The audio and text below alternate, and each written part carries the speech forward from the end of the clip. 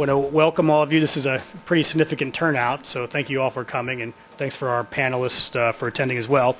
My name is Rick Ozzie Nelson. I'm Director of the Homeland Security and Counterterrorism Program here at CSIS.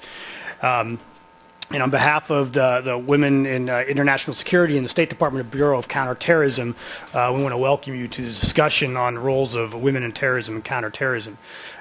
Folks say, well, Ozzie, why are you kicking off this event? Mainly because last July, CSIS, under John Hamry, our CEO, has a partnership now with Women in International Security. So I've had an opportunity to work with Joe Lynn and the WISE team over the last 6 to 7 months, particularly in areas of counterterrorism, and we're thrilled at CSIS to be associated with WISE and help them accelerate and further evolve as an instrumental group in the national security space.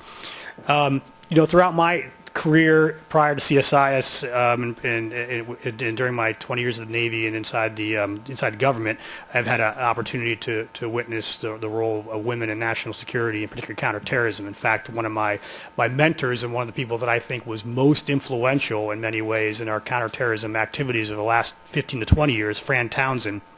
I worked for her when I was at the White House, so it's been vital. But this isn't about, even though the title is, and it's being hosted by WISE, this is not about women. This is about smart security, and this is about being able to get the right people in the right jobs in government, the most effective policymakers, and the most effective leaders. And again, Fran Townsend, from my perspective, is one of those people, and she was extremely effective in her job, and I was honored to work for her. But I was told to keep my remarks short, so I'm probably already in trouble. I'm going to go ahead and kick this off. And to begin the discussion, I'm going to introduce Ann Witkowski. I've known Ann for a number of years. She's also a former, well, I'm not former yet, but she was a CSIS person. She's the Deputy Coordinator for Homeland Security and Multilateral Affairs. I always asked her about that title. What a unique combination, Homeland Security and Multilateral Affairs. And the Bureau of Counterterrorism at the State Department. Prior to joining State Department, Ann was a senior fellow, as I said, here at CSIS, focusing on governance and homeland security. And while she led studies on the Embassy of the Future, effectiveness of U.S. Overseas diplomatic presence, and unity of effort in the homeland, among other topics. And before that, she served as Director for Defense Policy and Arms Control on the National Security Council staff. Before Ann kicks off her discussion, I believe there are going to be 2 short videos to be shown. Is that still accurate? Okay. So I'll go ahead and do that. And again, I welcome you all, and thank you very much, and thank you to our panelists. So over to the videos, wherever the video person is. Thank you.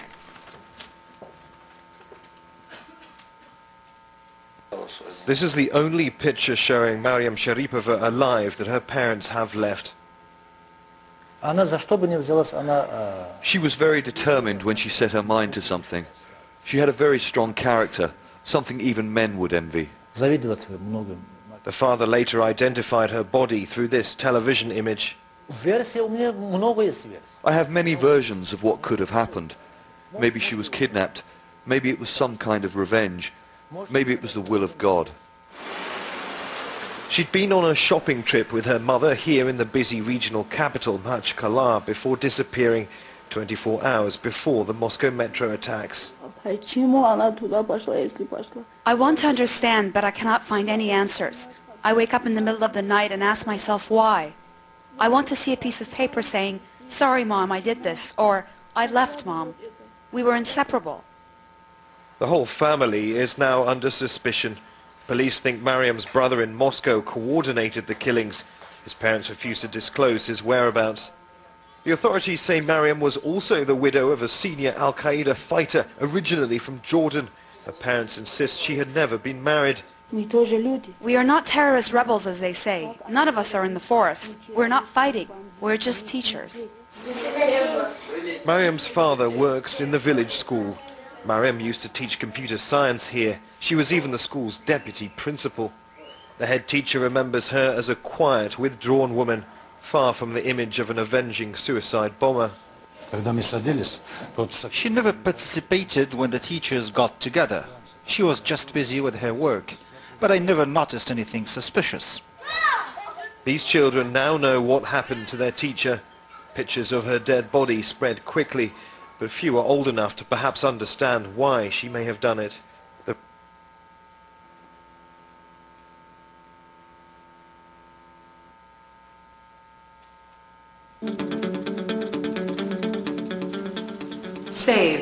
a social movement that provides women with a platform to speak out and to stand up against violent extremism.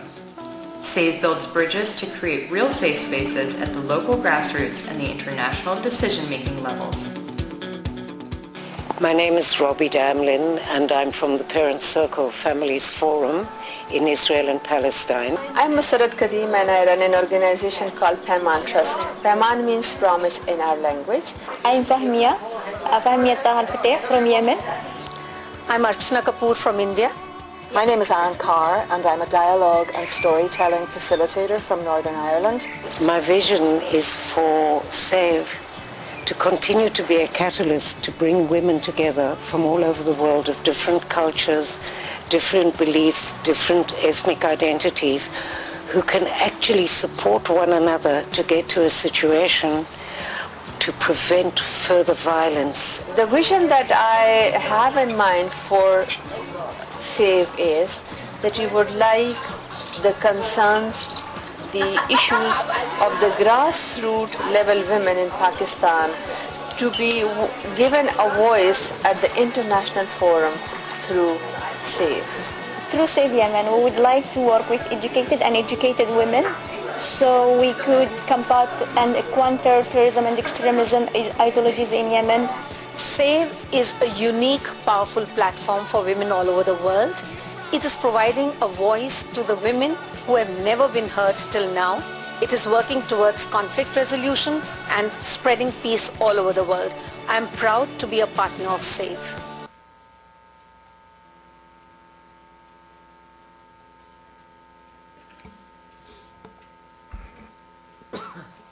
Good morning, everyone.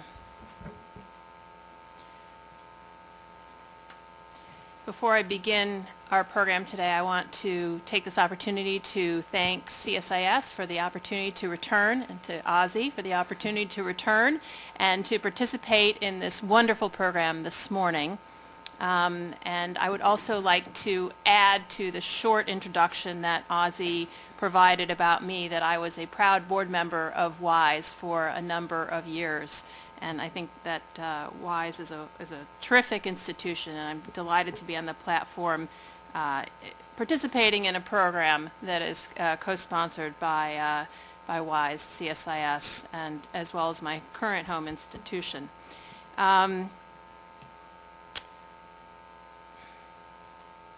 As these compelling short video clips help to highlight, both of them, women's involvement in terrorism and counterterrorism spans a spectrum from full-fledged participation in terrorist organizations to active campaigning against the spread of violent extremism. Many of us as policymakers, members of the military, academics, and civil society actors have perhaps paid less attention to the often unique role of women in terrorism and in counterterrorism, and in the latter case, perhaps less attention than our adversaries. Accordingly, I'm particularly grateful that we are able to bring this program together this morning, Women in International Security, the Bureau of Counterterrorism, and CSIS. I hope that today's event will serve as part of a larger dialogue and the beginning of a dialogue on how we can better integrate gender into our national security policies and programs, and the importance of doing so. So for this morning, we will have a panel of experts to address this issue from a range of perspectives. They have unique and valuable insights, all of them, to bring to bear on a range of aspects of women in terrorism and counterterrorism. Our first speaker, Heidi Panetta, is a division chief in the Office of Analysis for Terrorism, Narcotics, and Crime in the Bureau of Intelligence and Research at the Department of State, and we have the pleasure of working together there. Heidi has covered global counterterrorism trends for 12 years, and her talk this morning will be about the evolving role of women in terrorist organizations. So I'd like to start the panel this morning with Heidi. Thank you, Anne. Good morning, everyone. And it is a nice morning, and I'm sorry to have to start it off with such a somber topic, but here we are. I also, of course, have to, the lawyers like me to make a disclaimer that while I work at the State Department, the following remarks are my own, and they don't necessarily reflect the views or policies of the U.S. government or the U.S. Department of State. So, women's participation in terrorism as operatives, propagandists, fundraisers, and facilitators is not a new phenomenon. Yet there continues to be elements of surprise, shock, disbelief when we hear about women participating in terrorism or conducting terrorist operations. The evolution of women's roles in international terrorism is in line with how terrorism has evolved over the course of the last few decades. From the late 1960s and into the 1980s, much of the terrorism was socio-political or nationalist in nature, with suicide attacks less prevalent than conventional terrorist attacks. During the 1980s and 1990s, spectacular religion-driven suicide bombings came onto the scene, first from Shia-inspired groups such as Lebanese Hezbollah and the Dawa Party, both with close ties to Iran, and later with Sunni-inspired al-Qaeda. During the 1990s, nationalist groups such as Palestinians and the Sri Lankan separatist Liberation Tigers of Tamil Eelam, or the LTTE, increasingly turned to suicide attacks, as did the Kurdistan Workers' Party, or the PKK, in Turkey. And historically, women have played prominent roles in terrorist organizations such as the German Red Army faction, the Italian Red Brigades, Irish Republican Army, Basque Homeland and Freedom, known by its acronym ETA, Japanese Red Army, Weather Underground, Popular Front for the Liberation of Palestine, as well as the aforementioned LTTE and PKK. But since 2001, the world has experienced a rapid increase in suicide terrorism. Terrorism today is more globalized, with less reliance on traditional state sponsors. So given women's historical participation, it should not be surprising that we are seeing women today from geographically diverse areas participating in terrorism, especially suicide terrorism, and espousing a Sunni extremist or jihadist ideology. For instance, in Iraq, over 50 suicide attacks between 2005 and 2010 were perpetrated by women, representing approximately 10% of al-Qaeda's attacks there. 2 major suicide attacks attributed to the terrorist organization al-Shabaab in Somalia were conducted by women. One in June of last year, which killed the transitional federal government's interior minister, and one just 2 weeks ago that killed 2 other prominent government officials, among others.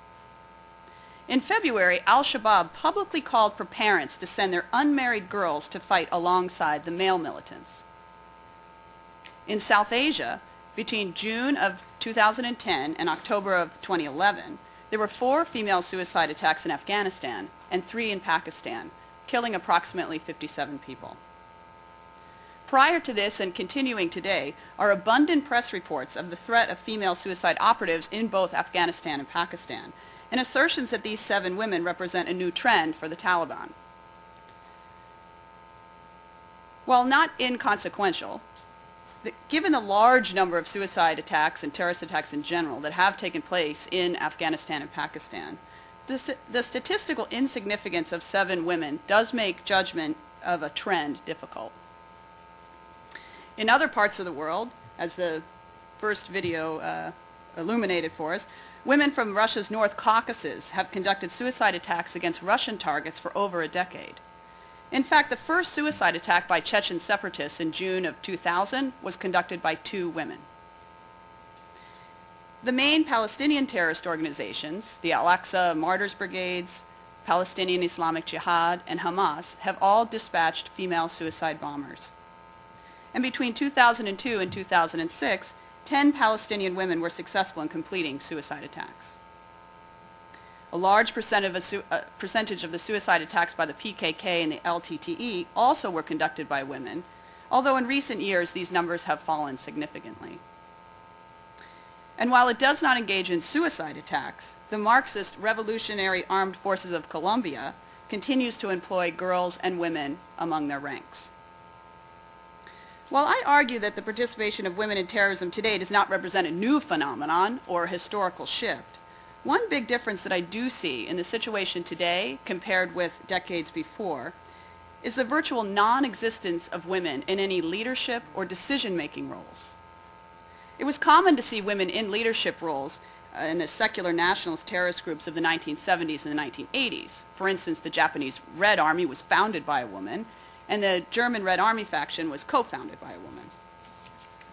But today there are no known female leaders in Al-Qaeda or any of its affiliated or allied groups. Women continue to represent a small minority within the male-dominated world of international terrorism. This is not to say that the small minority does not have impact. Women terrorists still kill and wound significant numbers of people, and they also play the vital role of keeping terrorist organizations viable through their propaganda, recruitment, fundraising, and other support activities. And especially relevant for us today is the role of the internet and social media. Al-Qaeda has published 2 online magazines for women. One was entitled Al-Kansa, published in 2004, and the other one more recently in 2011, Al-Shamika. Both of these publications focus mostly on encouraging women to support male jihadis and to raise their children to believe in an extremist ideology. However, there were articles that could be interpreted as talking more about participation in operational activities. In December of 2009, the wife of the current leader of Al-Qaeda, and at the time Osama bin Laden's second-in-command, al-Zawahiri, she published an online 7-page letter to Muslim sisters where she states, "Jihad is an obligation for every man and woman, but the way of fighting is not easy for women." She acknowledges that women can participate in martyrdom missions, what we would call suicide operations, but also says that women's main role is to support male mujahideen and help raise and develop their children. There are many other women from around the world who are supporting a violent Sunni extremist ideology via the internet. Longtime Belgium-based online propagandist Malika Al-Aroud was sentenced in 2010 for recruiting and facilitating travel of Al-Qaeda operatives. Here in the United States, Colleen LaRose, dubbed in the press as Jihad Jane, is a Pennsylvania woman who was convicted of using the internet to solicit funds, as well as planning an attack in Sweden against a cartoonist who had depicted the Prophet Muhammad. Why do women join or support terrorist organizations? Well, unfortunately, for those who are working to counter terrorism, there is no one answer and no one profile. The path to radicalization and mobilization of violence is nonlinear and a unique process. Just as their male counterparts, women terrorists range in age, education levels, marital status, religiosity, and national origin. They come from both good and troubled childhoods and all kinds of societies, wealthy, poor, liberal, conservative, and repressive. In my research, I found lots of hypotheses and theories about how female terrorists differ from male terrorists, but very little focus on the similarities between male and female terrorists. Often it is stereotypes about women in general, and perhaps women from particular countries or from a particular religion, that underline some of the theories about why women are motivated to participate in terrorism. For instance, we commonly hear the speculation of women being duped, forced, or otherwise coerced into conducting or supporting terrorist attacks. The stereotype here is that women are weaker, under the subjugation of men, and do not hold their own independent extremist views. Now, I'm not saying that there are never cases of coercion. However, I posit that it may not be happening on any wider scale for women than for men or boys. And in my research, in almost all of my case studies, the women were volunteers. That is, they chose independently to join a terrorist cause based on their own political grievances and extremist views. Why do terrorist organizations, particularly organizations with a patriarchal view of the world, want to use women? Well, if we ascribe to the assumption that terrorist organizations are rational actors, then the organizations will choose to use women for strategic and tactical reasons. Women are less suspicious. They thus have an easier time avoiding detection and security and reaching their target. women also garner greater shock value and media attention. Some organizations have used women as operatives because they found themselves in a weakened state, low on male operatives, and perhaps wanting to shame more men into participating in the cause. In the case of female suicide operatives, organizations may view women as less capable as frontline fighters and perhaps even as more expendable than men. In terms of non-operational support activities for terrorist organizations, they're likely to continue to employ women in this way because it can only help the organization to survive by bringing in needed recruits and money. Female participation in terrorist activities, especially as operatives, has generated some debate within the Sunni extremist community, with some influential clerics sanctioning females as martyrs, and others arguing that women sharing the battlefield with men is allowed. Well, in conclusion, the evolution of women's participation has been in line with the evolution of international terrorism in general. That is, from secular nationalist terrorism in relatively few regions to a diffuse global network largely dominated by anti-Western Sunni extremist ideology, connected via the internet, and employing suicide terrorism as the dominant tactic. Although women are minority players in the male-dominated world of international terrorism, their participation continues to have deadly consequences. But despite these deadly consequences, I do want to remind us that terrorism is a fringe activity, and women terrorists represent a very small portion of this fringe. Comments about women as terrorists should not be taken to be representative of over half of the world's population. Thank you.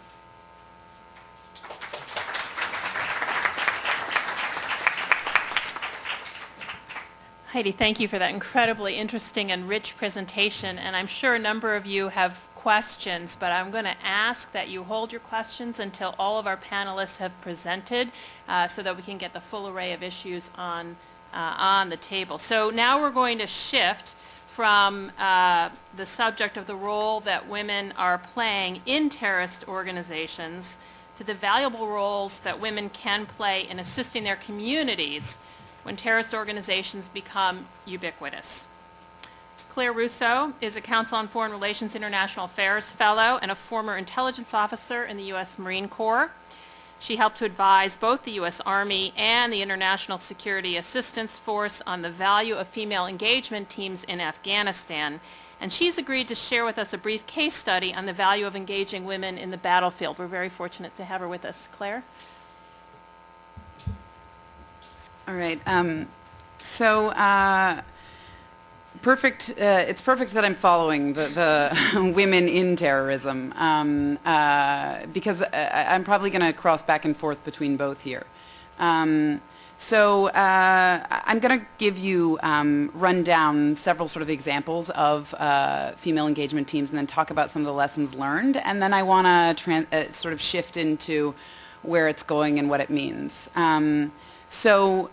When I arrived in Afghanistan several years ago, just by the nature of being a woman, was asked by the all-male staff of the Army Brigade I was working for to go out into the field and look at what these teams of women were doing in the commander's battle space. Really, basically my qualification was being female. And I spent really the next year focusing on or operating with and then sort of doing some work on my own with females engaging Afghan men and women, and then doing some of that myself.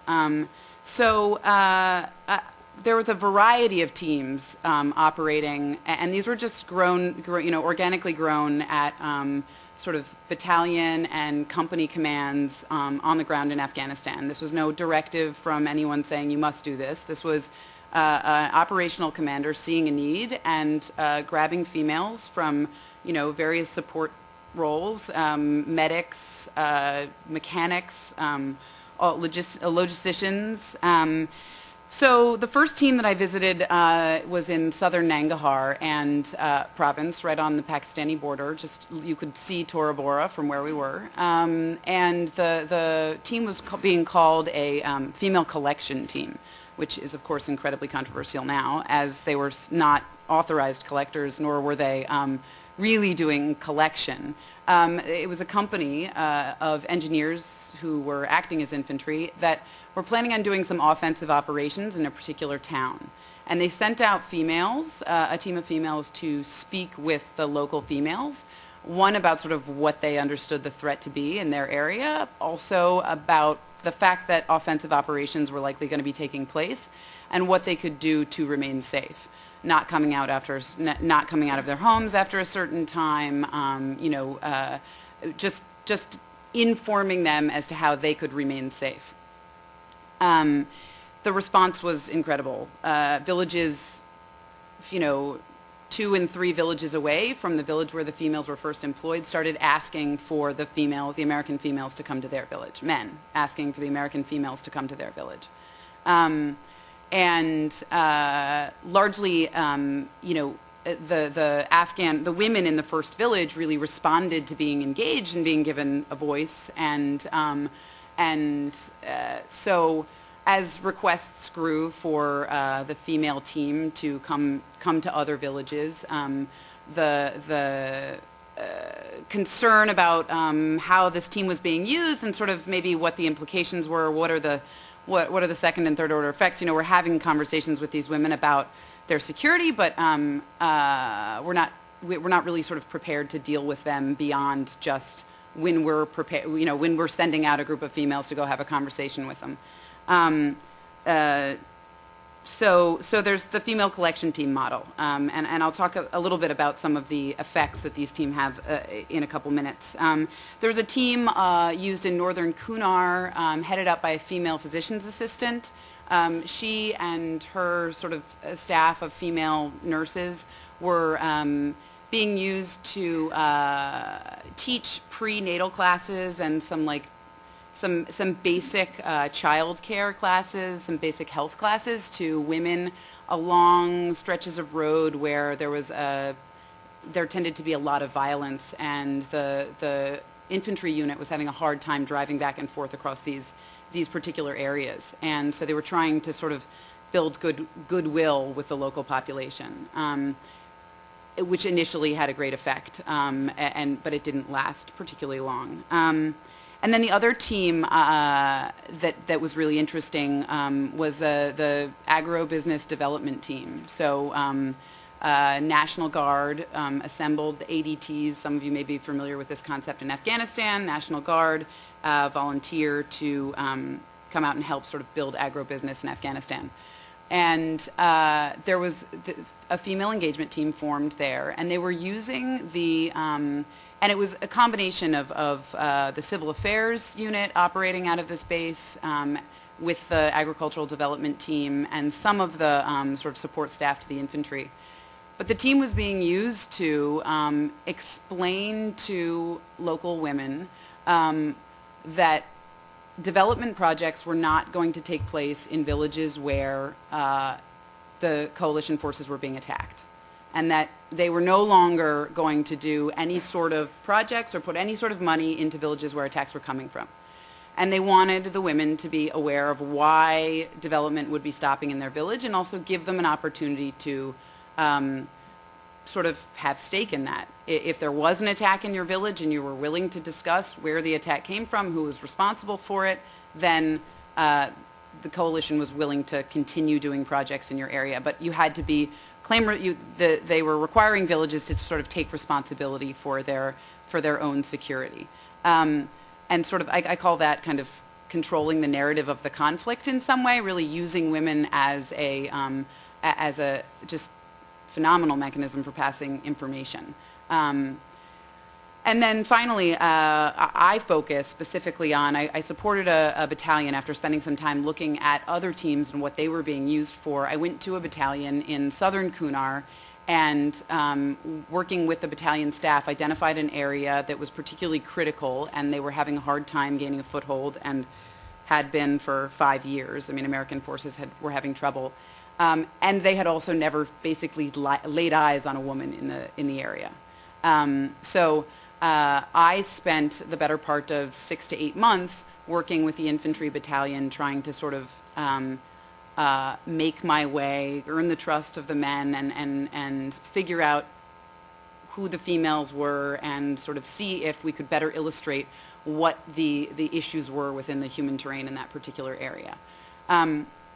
So those are just some of the ways in which females are being used. And no, I didn't talk about the Marine teams. The Marine teams you can read about on in the New York Times or on the Marine website, because they're very sort of officially formed, and there's a lot more structure to their organization. But I'm happy to talk about that if you guys have any questions. So then I'm just going to run through some of the lessons learned, some of the things that were sort of surprising maybe to other folks, as to how what we learned about using females in this environment. Women know a lot. Women have, just on a basic level, women visit the same pieces of key terrain in an area every day. They're collecting water, they're collecting firewood, they're, tending to gardens, they're tending to crops. Especially in rural Afghanistan, there's a routine, a very, documentable routine. And if you look at sort of the way that the American military attempts to sort of identify trends and maybe pattern of life, you've heard that term before, if the American military could, they would probably send a member of the military to those key pieces of terrain every day to sort of understand the pattern of life and who's there, and document any change from day to day, right? So at a very basic level, not even granting women the capacity for thinking about what's going on around them, just on an observation level, women see a lot on a day-to-day basis in Afghanistan. And so without having to ask them specifically about who the Taliban is or where the bad guys are, women were able to sort of illustrate areas that of the sort of social and cultural habits of particular areas very well, without providing us without going into discussions of who the enemy was. So American women are not perceived as a threat by the Afghans on a whole. Despite the fact that we were carrying weapons, Afghan men were generally responded to us by sort of, well, you're here to help us. The men, they're here to make war, but the women, you have different reasons for being here. So that's something that can be used to your advantage if you are the American military and you are willing to sort of put that assumption by the Afghans to use. Men were more comfortable in many cases. Afghan men were more comfortable talking to women. The economy of pride, especially in rural Afghanistan where poverty is not even the right description of the situation there. Men, the sort of social economy of pride is the economy. And when there is something particularly embarrassing that's caused a man to make a stand, an Afghan man or an elder, against the coalition forces, chances are that 25-year-old infantry company commander or platoon commander is never going to get out of that man what it is that potentially, say, he got caught stealing fence posts from the American base, and the contractors who provide security for that American base took his motorcycle away. And that motorcycle is the only way that his village gets their goods to the market where they make the little bit of money that they make each week. There's no way that man is ever going to turn to the 25-year-old who's asking him, why is it that we are no longer able to come into your village? He's not, that Afghan man is not comfortable, is not going to lose, give up that pride in order to, he can't afford to. Telling this 25-year-old young man that he got caught stealing fence posts by contractors and had his motorcycle taken away. But a group of women, 5 minutes. 3-star general, no chance. Literally wouldn't share, but women walk up and within 5 minutes the guy's saying, well, if you guys would just give my motorcycle back, everything would be fine and you guys could come into the village. And I mentioned earlier women controlling the narrative.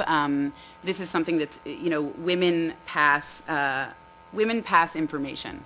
Women talk. I had an ANA colonel say to me, it's no different in your American sitcoms, the women talk over the fence in the neighborhood, and it's no different here. Women see each other when they're sort of going about their daily lives on a regular basis, and their sort of feuds, the feuds between families aren't exactly as relevant to those women when they're walking, when they're walking 2 kilometers to pick up water every day. So information is passed very effectively through women. Women make decisions and have opinions and voices, and and they also play a really critical part in sort of making up the social fabric of Afghan societies. We talk about human terrain being critical. It is the key terrain, is the human terrain. But really, all of these lessons learned, all of these types of teams are incredibly fascinating, and most often leave audiences wanting more and want to understand more about how women react and how men react. But what's unfortunate is this is it. It begins and ends here for the U.S. military. They have gotten as far as there are, and I mean, I'm a huge proponent of the military, so I do think this goes beyond the military, but we haven't gotten past the tactical, just like, yes, there are women and we need to talk to them. We haven't gotten to the point where we're looking at national strategies and coordinating the tactical employment of females with national strategies like the Afghan peace and reconciliation process, or recruitment of the Afghan security forces, or the Afghan local police program, or the village stability operations. We have not, as a military, looked at integrating all of these things that I've just talked about into the sort of strategy for employing women. And so that's kind of where we come up short. I actually would, after this weekend's attacks in Kabul, and throughout Afghanistan, many of the attackers were wearing burqas. And at a particular base, there were 4 suicide bombers clad in burqas. And the first suicide bomber wearing a burqa disobeys all of the commands coming from the guards, and is still able to get to the front gate, is still able to get into the searching area and detonate. And as the next 3 are approaching, the American military are still not willing to engage and not willing to shoot. And I have to say that I think that's because we still do not grant women enough agency to even consider them a threat. And so while this is a beginning, and it's a very, very important beginning, I am not undermining the value of what's happened here. Oops, time's up. I'm not undermining the value of what female engagement teams provide and of the step the military has taken. But there's a lot more. And the tactical employment of women has to be married with strategy. Tactics without strategy is just the noise before defeat, right? I mean, there's tactical victory doesn't equal strategic victory. So that's all, but.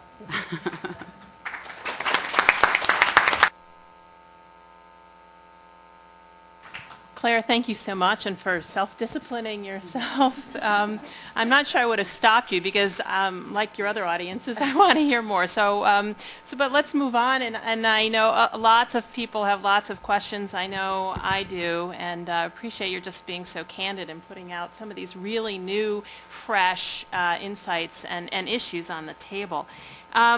So let's move now to our next presenter, who's Mickey Jakevich. Close enough. Close enough. He is supporting women in civil society who are actively countering the spread of violent extremism within their communities in Pakistan. He is the vice chair for the Institute for Inclusive Security, and as such, Mickey will share with us a brief case study on the efforts of a delegation of Pakistani women from all 4 provinces as well as the federally administered tribal areas and Kashmir, who are working to moderate extremism and to promote social cohesion in Pakistan. Thank you, Anne. And I'm sort of so excited about what Heidi and Claire said. And as Anne heard me, I was nodding and yedding and yesing. And so it's going to be hard to contextualize the Pakistan thing. I am, unfortunately, a poor substitute. As our Pakistani delegation that we mentioned, inshallah, is on their plane coming here tomorrow. And so knock on every wood you know, or here, whatever. But it's part of this effort to highlight, so what was important in both previous notes, that there's this message about agency and seeing and viewing women as agents, either as active agents of terror, and particularly specific roles that are not solely the suicide bomber themselves, but these key parts of structure, such as carrying messages, cooking, providing care, as well as what Claire was saying, really the kind of 5 key reasons we do this work. And our institute actually, the reason I was so agreeing with Claire, we spent about a decade working in Afghanistan, and all these pieces are true. And we are trying to use these lessons learned now in Pakistan, but we work in a number of other conflicts. And we sort of do it for 5 reasons to answer sort of the question, why women? The first and foremost is they do have agency, and they are active participants in conflict and its resolution.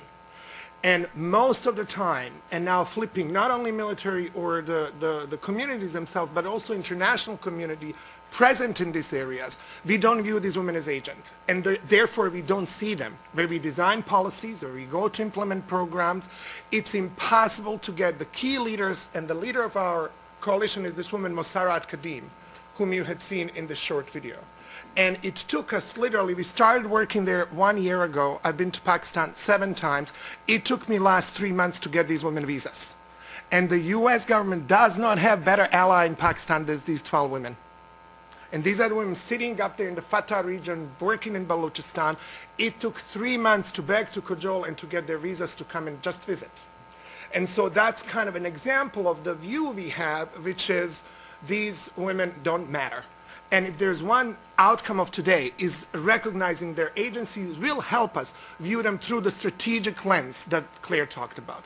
The good news, the great news, everybody in this room in Washington, is we now actually have a national action plan that President Obama announced and Secretary Clinton unveiled in December. It's called National Plan on Women, Peace and Security. It is now actually job of the people in the U.S. government, particularly aid, state, and DOD, to make this their strategic priority. We have no more excuses. We now have a charted course why the women are agents and actors. The second reason is they have information. They have the pulse on their communities. They know what's happening. And in particular, what has happened in Pakistan, the conflict had come to their doorsteps. The women are realizing this is not just geopolitical strategic conversation that we hear on the Hill or in our media. It is really about the fact that Bushra's Haider, our other key member, tells me, now my children, she's in Peshawar. Now my children go on the street to not play any more hide and seek or soccer that they used to do only 3 or 4 years ago. They actually play terrorist bombers. They act out the blasts. And so that kind of change is what really impacts, and so that conflict arrival on the doorstep mobilizes these women. So that's the third element, is they're actually social mobilizers. And I want to emphasize, Heidi ended this on a sort of kind, let me save the note here by saying it's a fringe. Terrorism as a whole is a fringe fraction, and women in it are also a small number. That parallels the fact that in Pakistan, the vast majority of these women are mobilizing to counter it.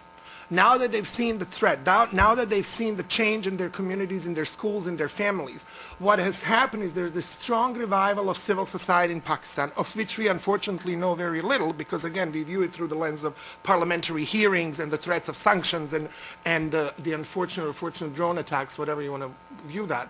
But what has happened in Pakistan is we now formed this coalition about a year ago. So we have 20 women, and what we did first, and I want to acknowledge Kathleen Kunas is here from USIP, they graciously supported this effort. And we spent about 6 months trying to find these coalition members. And we went in the depths of Balochistan of KPK, but also southern Punjab, which is another area where a lot of mobilization is happening. And we were stunned to what degree there were hundreds and hundreds of initiatives that are happening where women particularly are leading. There's a lot of young people. There's a lot of religious communities that are engaging in this. And so what we maybe cannot access is the reality of this counter-narrative, and anything coming from America is viewed as negatively, so they might not want even your support. But that says it doesn't mean they're not doing great work. We then essentially grouped them and organized and realized they are everywhere. They're in academia, so you have quite a number of leading female professors in Kadim and a couple of other universities researching and writing on this. They're in media, and so there's a great Karachi newspaper, Dawn, that is tracking and doing the series of female engagement with these issues. They are in the government. So for example, in southern Punjab, there is an entire women's caucus in one Rawalpindi part of that area, where they actually passed a legislation that requires increase in women's police forces, because as Claire said, until we move from the tactics of realizing women can actually be a threat, we also, to deal with that threat effectively, we countered by increasing number of women in police forces. And we train these women and have the communities also trained. But mostly they come from civil society. And so over the last year, as I said, we met many times, and I won't sort of tell you the details of the process, but what we ended up with is this interesting two concepts. The first is an advocacy platform, because what they realize is they need a change in their government policies, and the first thing they insisted, it's the policy of denial. And this is terrifically courageous of them, because within Pakistan, obviously it's easy to sort of rally the nationalist cause, see the enemy in India, see the enemy in Afghanistan, the US, of course, etc. So what the women are saying, we need to create a discourse within Pakistan that acknowledges that this is our internal problem, that this rise in extremism has happened because of these several reasons. So the first thing is this introduction, enforcing this discourse through the media, through the government, through education, that recognizes the change within the Pakistani consciousness on this issue. The second thing is really then changing the attitudes and the prevention of their government, particularly Ministry of Interior, the Home Ministry, Ministry of Education, to recognize that changes affect not only the current but the next generation. A decade ago, all these women tell us, it was very common in the textbooks to find examples from religious teachings from Christianity, Hinduism, etc. Now, not only is that not there, but the only thing that's actually being taught is jihad. And obviously, again, interpretation of jihad varies, but the changes are what these women are seeing as a threat for their future as well. And then the most important part is the community mobilization. And this is where we see this enormous push for this grassroots community outreach, as Musarat has outlined, that really happens on 4 levels. The first one is media outreach. And again, these women go and do talk shows in Peshawar after every blast to explain the impact that this is having on the communities, to counter the narratives of the Taliban that these are heroes, these are martyrs. What the women then do, they put a TV show next day where they bring a mother of a child that was maimed, that then says, I have no future. And that impact is way more powerful than any countering narrative we can create. It's the using of the voices of these women on what this is doing to the Pakistani communities themselves. So again, critically important working with the media. The second is working with religious communities. The prevailing perception, all these Talibs come from these 7 madrasas and horrible madrasas, and let us talk about the madrasas. When we map the sources of conflict, interestingly enough, and then the women themselves did a series of focus group discussions that really further sort of try to identify the root causes. You know what? It's not poverty. You know what? It's not the poor areas that produce the most. They're actually teachers. They're actually, by their standards, quite well educated and well off people.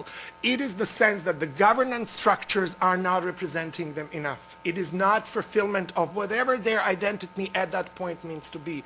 And that includes religious identity.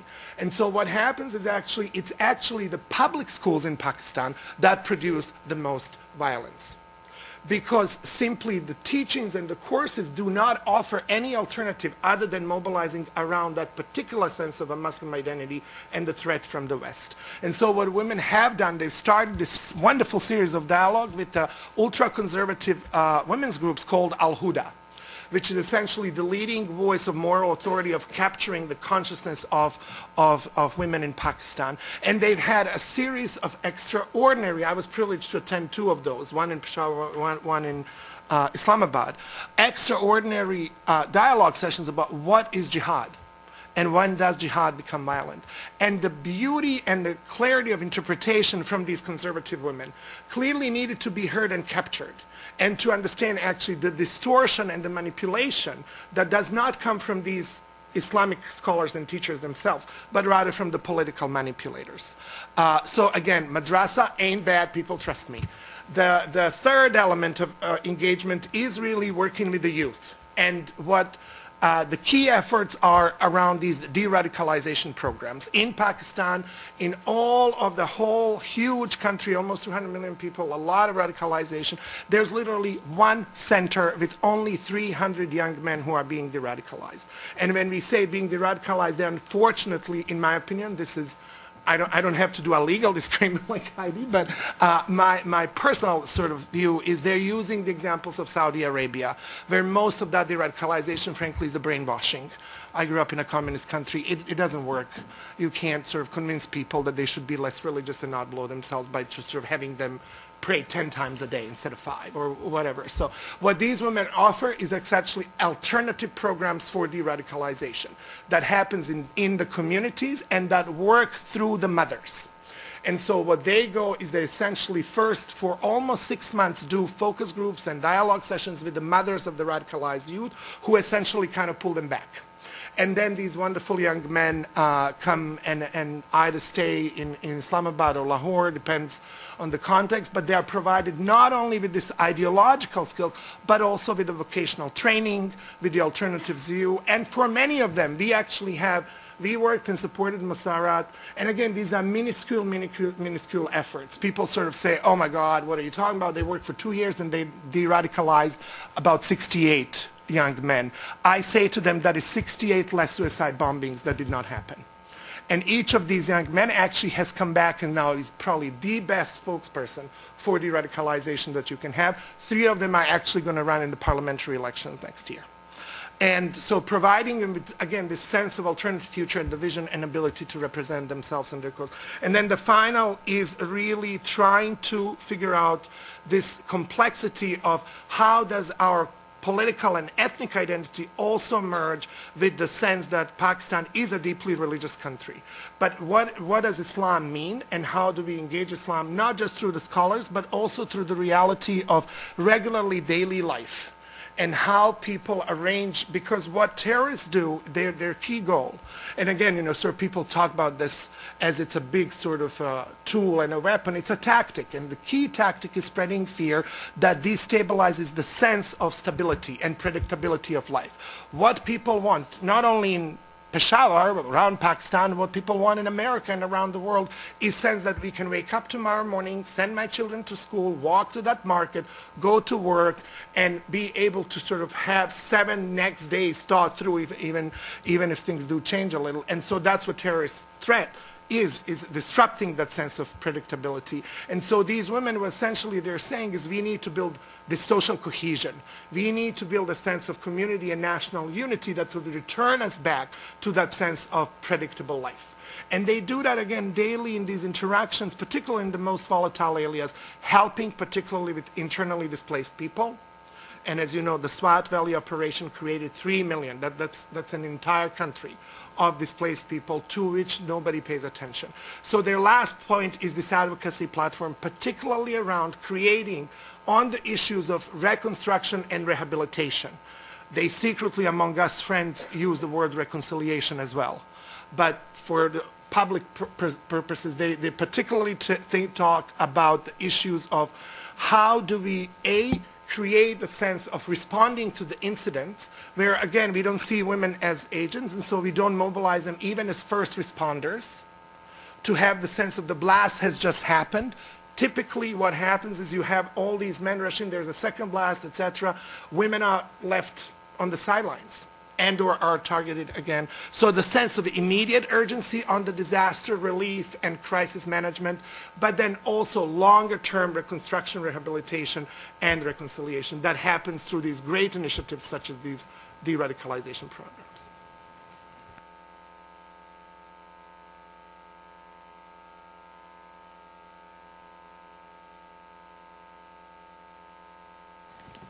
Thank you very much, and also in your presentation raised many interesting questions about why we are looking at this set of issues in certain ways and not in other ways, and how we can replicate what you're learning on the ground in other places. So thank you very much. I'm going to, though, again, hold questions until we hear from our final speaker, who is Jane Huckerby.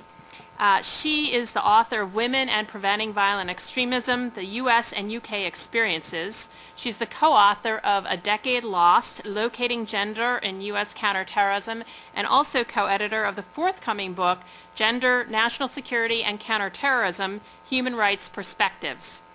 Jane will make some overarching recommendations for how policymakers and practitioners can better consider and incorporate women into their terrorism and counterterrorism policies and programs. Jane. Thank you very much for that introduction. I want to talk about two things. First of all, to give a brief overview of the need to mainstream gender in counterterrorism, but then to really go on to much more concretely the how. How do we bring gender into counterterrorism? What are some examples of where that has and hasn't been done, and what can we take from that? In each of those two areas, I will be drawing primarily on the findings of a report that I co-authored last year with my colleague Lama Faki, entitled A Decade Lost, Locating Gender in U.S. Counterterrorism. That report, it came out of NYU Law School, was based on a series of consultations that I'll mention here because they were very important to the report and its findings. In particular, we spent a lot of time undertaking regional consultations in Asia, Africa, Middle East, North Africa, and the United States with women's groups on the ground. These are the women that we're talking about when we talk about involving women in counterterrorism, when we talk about women as actors. We talked to these women and asked them really about how they saw gender coming up in US counterterrorism policies, but also how they were feeling the gender impact of US counterterrorism policies too. And I think it's very important that before we have the discussion about how to integrate gender and how to integrate women, that we really take stock on the situation of women's groups on the ground and their ability to partake in such exercises. We also, in doing the report, interviewed scores of US government officials in working in development, working in the military, working in anti-terrorism financing, working in communications, and also interviewed scores of UK government officials who are working in the context of PREVENT, the UK counterterrorism policy, which actually has for many years had a very particular focus on including women in its work. So why do we need to talk about integrating gender into counterterrorism? A key reason we highlight in the report, and I think hasn't really been talked about yet in the panel, is that counterterrorism has had very differential impacts on women and men. So in particular, if we want to talk about integrating gender in counterterrorism, we should be doing it from the perspective of ensuring that counterterrorism does not inadvertently undermine women's equality, endanger women on the ground, or endanger women's civil society. To give an example, and we have a lot that we cover in the report, but one word that we heard in virtually every workshop that we held was squeezing. That women groups on the ground felt very much squeezed between terrorism on the one hand and counterterrorism on the other hand, which often failed to recognize their experiences and often sometimes made things worse. To give an example of what that actually meant. For example, cuts in humanitarian aid to Somalia out of fear of that funding being diverted to Al-Shabaab really meant that the burden of humanitarian crisis was felt by women and girls in that country. Women and girls who, by virtue of the 101 of humanitarian crisis already bear the burden of crisis, but secondly were now made reliant upon Al-Shabaab for food distribution. Again, a very entity with whom the US government and other governments have identified as a terrorist organization, and one antithetical to women's rights goals. And so as an example again of where a anti-terrorism financing measure, very neutral in its formation in terms of its impact, had a very adverse gender impact. We heard often again from very prominent women's activists in Yemen, in Pakistan, in Afghanistan, in Iraq, that a consequence of counterterrorism efforts that had enhanced Islamophobia, that had used narratives about saving women and so forth, had really made their work much more dangerous.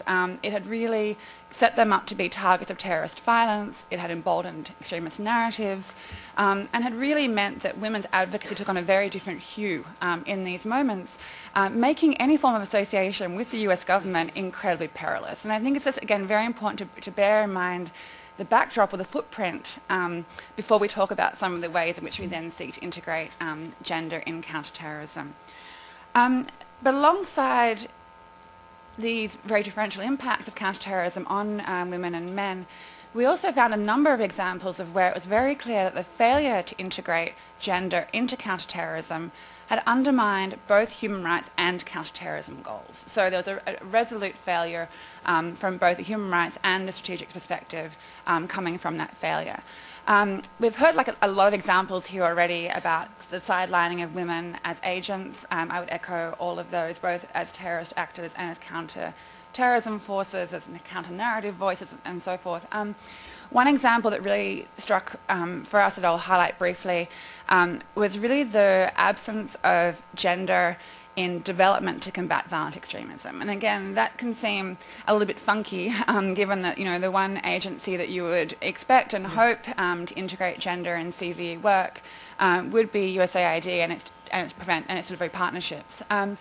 And also in examples of where the military was involved in doing development work too. So one example that we were told and talked about was when AFRICOM had been constructing wells in Garissa, Kenya, as part of a Hearts and Minds activity under the rubric of CVE, with CVE funding and so forth, had gone into the particular villages, had consulted with men, tribal elders, and so forth, and hadn't consulted with women in the community about well construction. And again, something coming from a development perspective, would know that women are very often involved in water collection, water delivery, and so forth.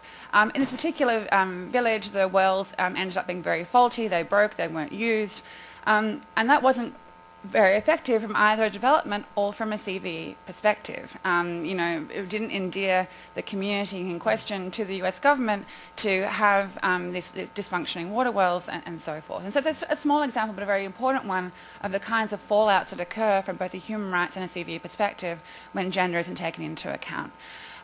Before I go into the recommendations piece, I want to make it really clear here too that when I talk about gender and gender analysis, I'm not talking only about women.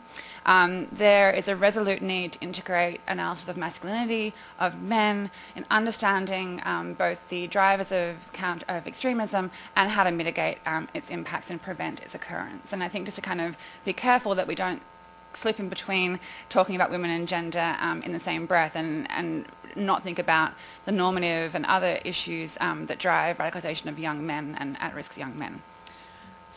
Okay, with that backdrop, how do we actually take a gender approach to counterterrorism in this context? A couple of recommendations. First and foremost, there needs to be an explicit rejection of the bartering of the rights of women to appease terrorist groups. That is something that has occurred, we saw in the Swat Valley, for example, the handing over of control to the Taliban, knowing that under their interpretation of Sharia law, women were going to bear the brunt of that change in leadership. And they very much did. That's bad from a human rights perspective. It's also really bad from a counterterrorism perspective. That type of bartering really makes promises by the US government of women's equality, of women's empowerment, as embodied in the National Action Plan, very strongly seem quite hollow to people on the ground. It enhances a lot of risks of instrumentalization. So again, very simply, we heard a lot from women's groups on the ground are concerned about being used to counter terrorism, that their empowerment would only be valued to the extent it helped terrorism and countering violence and countering terrorism. And that's just not helpful from a human rights perspective or, again, from a CT perspective. These are really key public-private partnerships. Women are key allies, but women are agents. Women, want their empowerment to be valued as a goal in and of itself and not purely as a CT or a counter-terrorism agenda.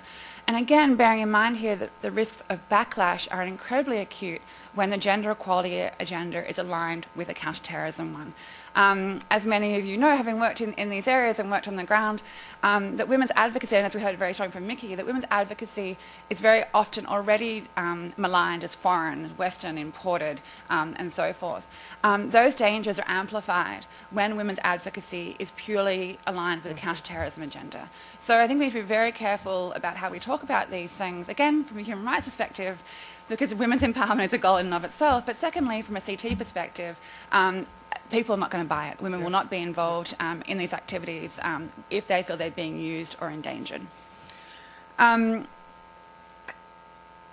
Alongside of that is sort of to talk about the need to really take stock of and take account of and take responsibility for the ways in which counterterrorism has undermined gender equality, very often completely inadvertently. So I think there hasn't been sufficient attention, and there should be more attention to the ways in which, for example, gender-based violations in counterterrorism are used in terrorist recruitment.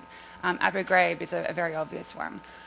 Or ways in which, for example, the impacts of counterterrorism efforts on female family members creates opportunities for further radicalization in those families. When you have families that are suffering stigma and poverty and marginalization, when they lose a male breadwinner, whether it be through a drone strike, whether it be through detention and so forth, that's an issue of a human rights issue very much, and also an issue of radicalization too. And we really need to kind of grapple with the gender impacts of these measures and to address them fully. A third recommendation, and it really goes to trying to ensure inclusive partnerships, is to really look at the ways in which anti-terrorism financing laws have impacted women's civil society. And this is something that we, again, actually heard repeatedly in every workshop, and also, again, from a number of USG officials who are very concerned about this too, is the ways in which counter-terrorism financing laws have been structured have actually weakened civil society, and in particular women's rights. Why? That doesn't sound right. That wouldn't be the intended outcome of these policies. Very often anti-terrorism financing laws are really geared toward recognising large organisations, have a track record, they have a very public profile, that have, for example, you can do a Google search on and you can get their board of directors, and you can feel safe that you're giving money into a country where you're giving it to a really well-known organisation that has these kinds of things. Now, again, that profile doesn't match the profile of women's rights groups, right? Women's rights groups are often small, they're often new, they often can't, by virtue of the dangers of their work, they can't publicise their work. So their public profile looks very different from their private track record, where for decades they've been working in their communities on these very issues, but can't put up that on our website, can't call a training human rights training for fear of creating more backlash. And so there's a real disconnect between these ATF, anti-terrorism financing rules, and women's civil society. So if we want to talk about involving women in counter-terrorism, we need to think about how some of the policies that we do have enabling that, or maybe circumscribing the ability to reach out to these groups. And so in that vein, a recommendation would be to really think more about how to effectively engage women across the spectrum, not to engage women gatekeepers, which is again a very, which can be something that can be very tempting when you're working from a situation from afar and so forth, but to really talk about women at the grassroots level, to talk about women who are in their communities and who are experiencing these issues on a day-to-day basis. and to really be guided by them as to what constitutes safe and meaningful participation. So one example is, meeting women separately from men. It's a very basic one. So if you are going to be talking to women in country about how to, enhance counterterrorism efforts, how to prevent extremism, then do so in a way that is safe and protective. Also thinking more about, just being more strategic and more thoughtful about different kinds of contributions and support. So in-kind assistance or working through third-party intermediaries, again, recognising, again, being guided by local women as to what makes most sense for them in the particular context in question.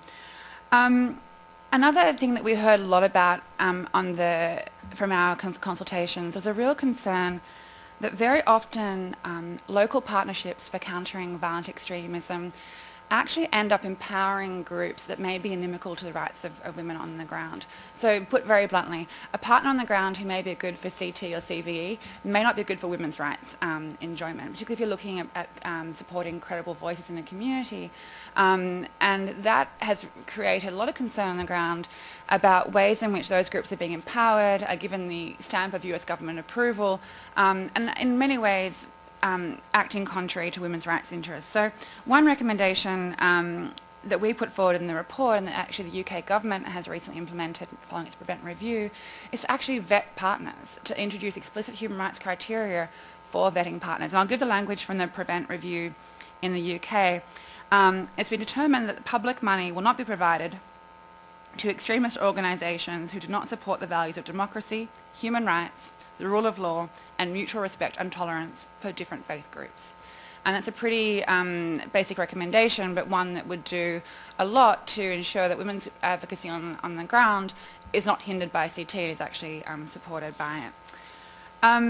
I also want to echo a comment that Miki made about really, in terms of integrating gender and counterterrorism, ensuring that you have gender-sensitive mechanisms to address terrorism, including prosecutorial assistance. Women first responders is very key. Very often first response to terrorism incidents are not equipped to address the gender needs of women victims of terrorism. So it's a very, very concrete and very important recommendation. I'll end by noting one recommendation that I think will be really key for integrating gender into CT work is to really integrate gender into measuring. So we haven't talked a lot about it here in this panel, but that was definitely the recurrent concern of virtually every US government official that I interviewed, and also in the UK as well, is how do we measure the outcomes of counterterrorism? How do we measure the inputs, outcomes, and inputs, outputs, and outcomes? How do we measure a negative? How do we, and so forth? And it's a really legitimate concern.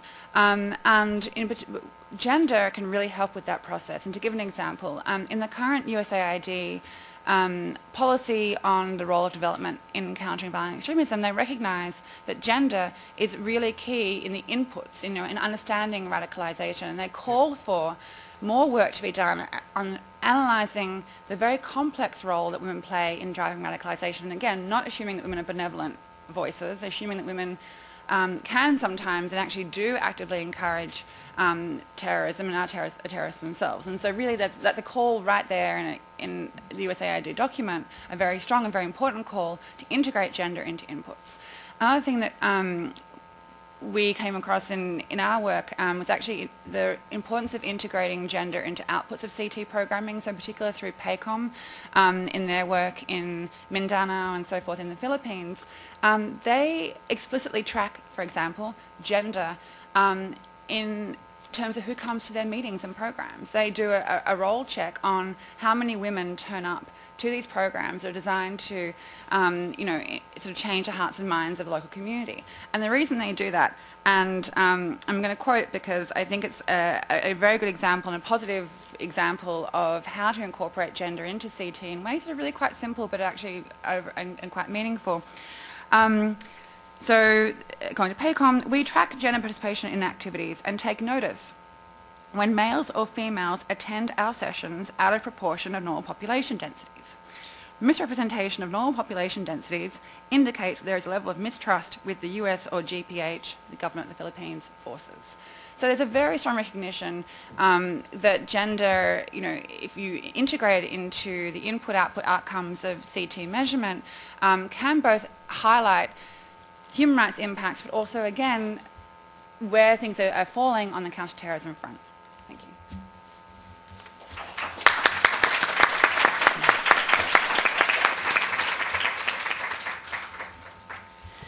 Jane, thank you very much. You've certainly given us quite a lot to think about, and as a U.S. government official, I think I have to say that speaking personally or something along those lines.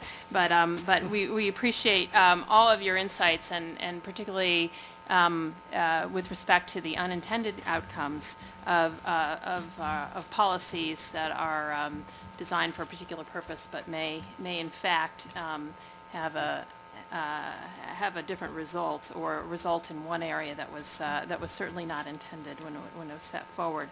And you've put forward some very creative ways to think about, as we go forward, some of these issues. So thank you, and thank you all for putting a number of very rich issues on the table. As I've moderated panels in the past, frequently will set aside a few questions for myself. But as we're running a little bit behind schedule and so much has been put on the table, I'm going to go right to the audience and ask for your questions in, how much time do I have? About 10 minutes? Yeah, about 10 minutes. In that, we're running a little bit behind. We want to give you some time for coffee before you hear from our two keynote speakers. Let's see, I haven't been at CSIS in a while, so the rules are, I believe, identify yourself and your organization when you stand up and ask the question. I would like you to stand up so we can all hear you. Let's start here in the center. You have a microphone? Hello, my name is Veronica with DHS. My question's mainly targeted Heidi, but someone else would like to chime in. You've talked about women and sort of their reasons for becoming radicalized. And I was wondering if you could take that a step further and maybe address radicalization of Western women, particularly women who've converted. Sort of what are the drivers behind that, maybe? Thank you. Yes, thanks for the question. There have been a number of women, particularly from Europe. One example I'm thinking of is Muriel de Gog, who is a woman from Belgium who carried out a suicide attack in Iraq, representing the first Western female suicide attacker there. You're right in that oftentimes they are like Muriel began her life as a Christian, and then she converted to Islam. And I think it may not necessarily be a Western versus non-Western question or answer in that, how people become radicalized. The extremist views, no matter what their religion or what their background is, permeates their thinking. Whether they're becoming, we talk about a lot of this self-radicalization, whether people can become self-radicalized by viewing things on the internet over and over again, violent scenes of violence or extremist messaging. So we are seeing more of that, I think, women in the West. And I don't really think while they might have different experiences, I think the process of becoming radicalized, I guess, and then taking it a step further to mobilize to violence may not differ, from someone who's living in Pakistan or living in Sri Lanka. An answer?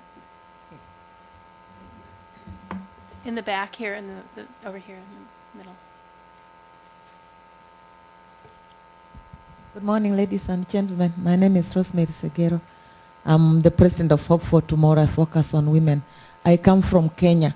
When terrorism occurred when the terrorist bombed the U.S. embassy in Nairobi, I was there.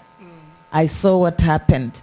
And if only women were involved that time, the embassy would have never been pumped. I think I thank those who are involving the women in terrorism, because women, as she said, women know a lot and they hear a lot and they talk to each other a lot. So if women are involved into fighting terrorism, this would be a better world. How can we as women, because all these women know and understand, and especially the civil society in the rural areas, now we are using cell phones for communication.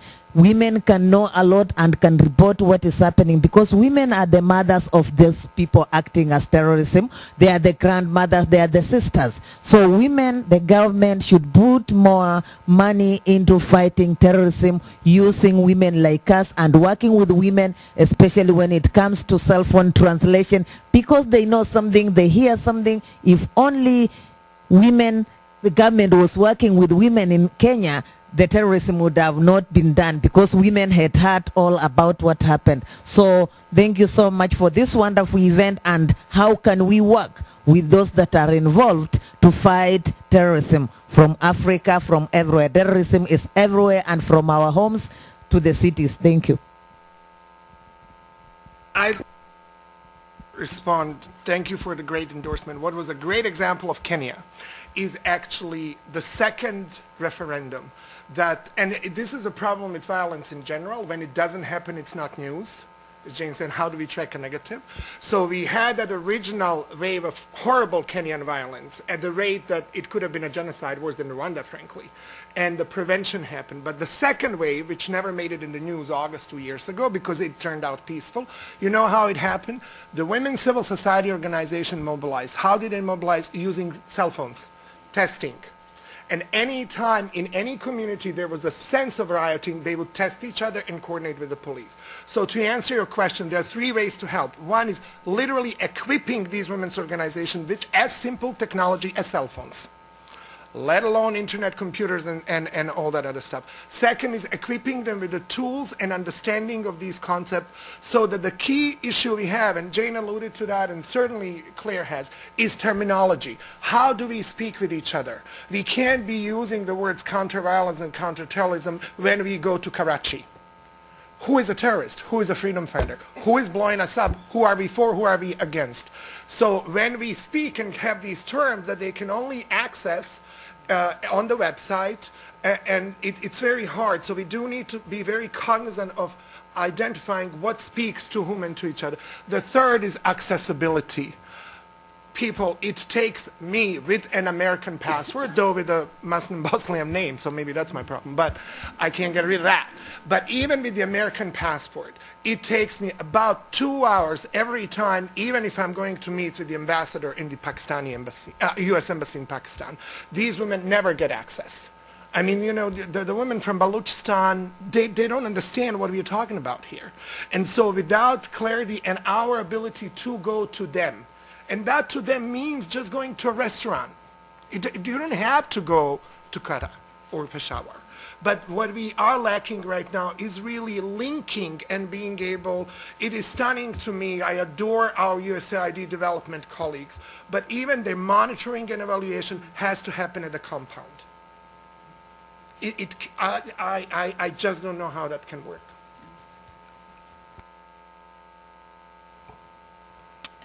Right here, gentlemen.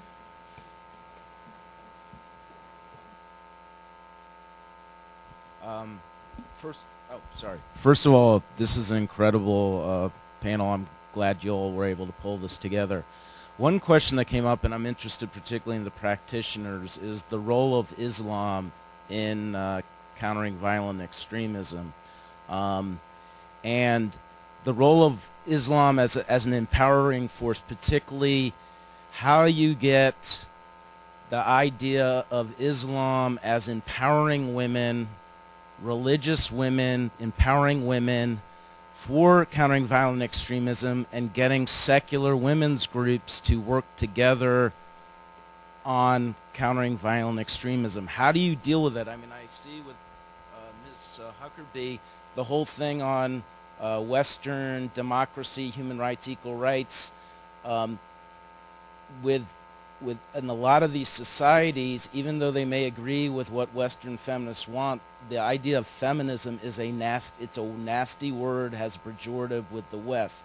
So I guess sort of struggling with this, how do you incorporate Islam, religious women who see Islam as empowering, and secular groups who see them as a threat? How do you get them to work together and make Islam a positive factor, which I think it has to be, in dealing with these violent extremists? Thanks.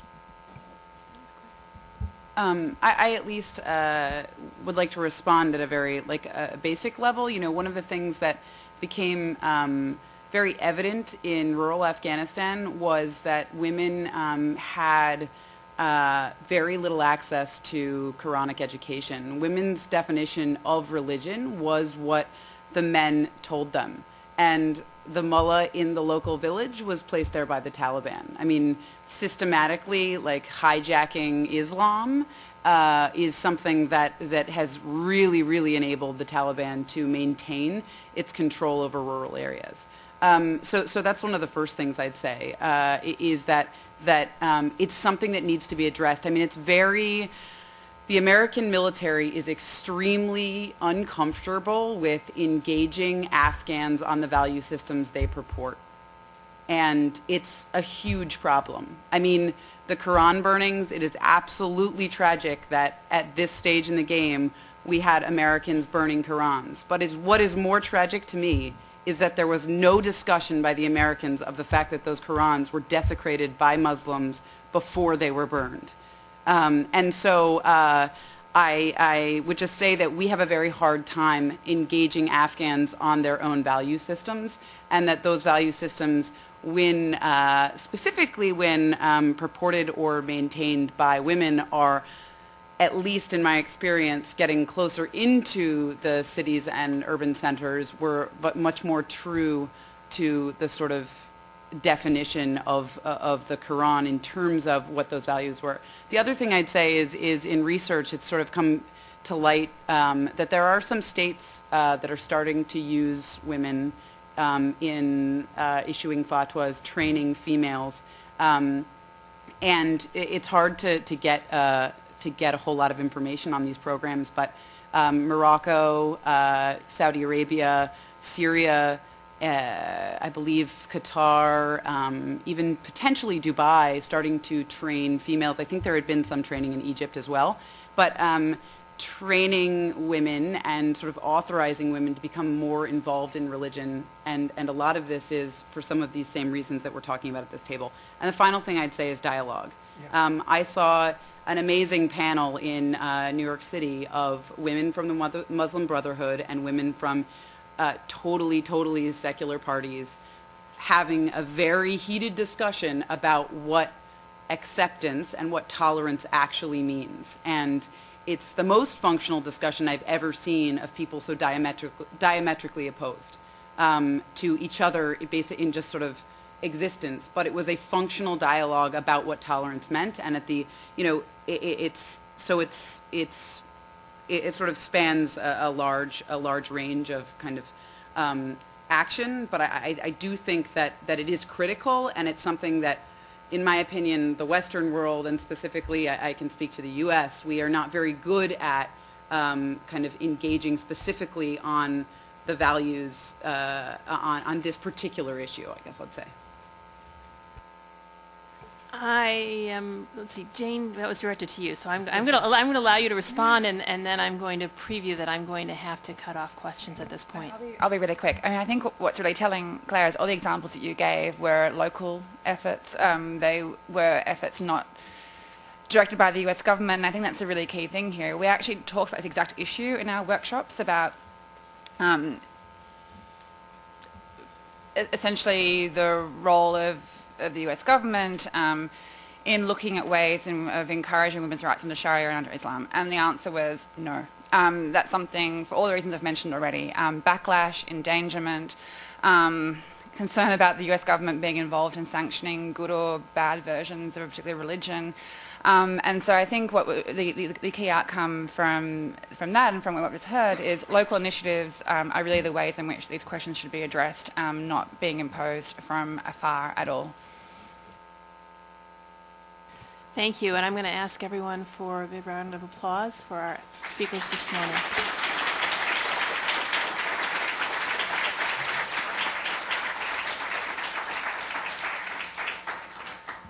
Thank you all. I think there's some coffee waiting for you outside for a short break before our keynote speakers begin. Good morning, everyone. Can I ask you all to take your seats, please? I'm Joanna Nesseth. I'm Vice President for Strategic Planning at CSIS. I'm going to stand in for Jo Lin this morning for our next session. We're really delighted to have two phenomenal people with us this morning. Ambassador Dan Benjamin, who's the Ambassador at Large for Counterterrorism at the State Department, and Ambassador Milan Vever, who's Ambassador at Large for Global Women's Issues. We're especially pleased to have Dan because Dan worked with us here for 6 years, so we've known him for a long time, so it's great to have you back. And Ambassador Vever, you're such a role model, I think, for so many women in the audience and the group that it's really delightful to have you both. I'm not going to give any detail on these folks' bios because I think you've got them in front of you. I'd like to actually turn very quickly to the program. We're going to have each of the ambassadors make some remarks. Ambassador Benjamin's going to talk about the government's integration of gender into counterterrorism. We'll have him go first, and then we're going to ask Ambassador Vever to talk about implementation of the National Action Plan. So thank you both for being here. I will mention we're tweeting at csis.org. The hashtag is Women and CT, if you'd like to tweet. So Ambassador Benjamin, welcome.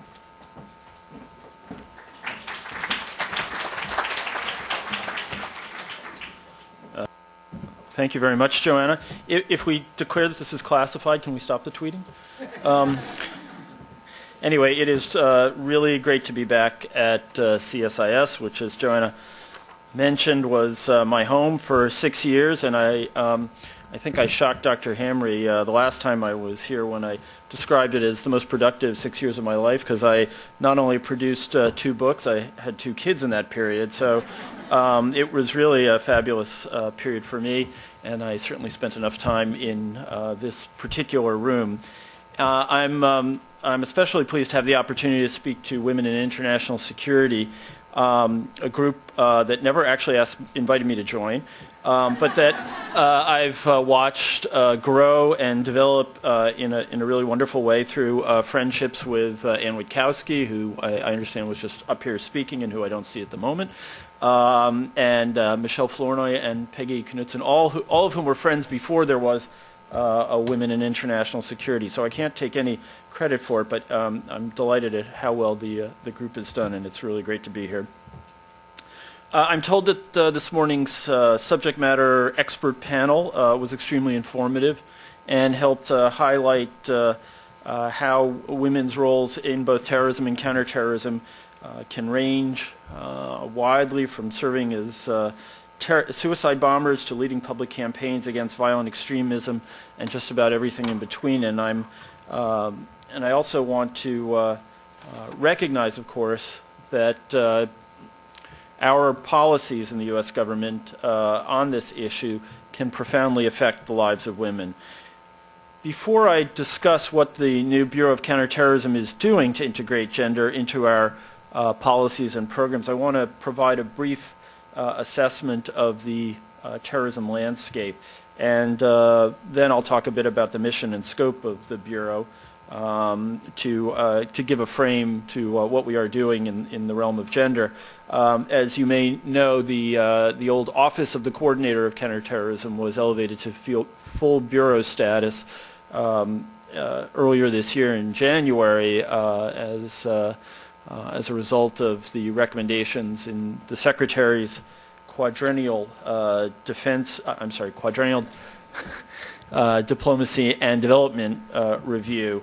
So I would say that the impact of women on counterterrorism is also profound, certainly in my professional life. Let me just begin by talking about the threat situation. Last year's death of Osama bin Laden, of course, represented a major milestone in our efforts to combat violent extremism. Numerous other key al-Qaeda operatives have also departed the scene in the last 12 months, including Harun Fazul, who was the architect of the 1998 embassy bombings in Kenya and Tanzania, Ilyas Kashmiri, who was perhaps the most capable operative in South Asia, Anwar Awlaki, who was chief of external operations for al-Qaeda in the Arabian Peninsula and was a particularly notable character because of how he had opened up a whole new area of recruitment in the Anglophone world because of his ability to speak idiomatic, really American English. The loss of these actors put al-Qaeda and its network on a path of decline that we believe will be difficult to reverse. But nonetheless, al-Qaeda and its affiliates and adherents remain adaptable, resilient, and they retain the capability to conduct regional and transnational attacks.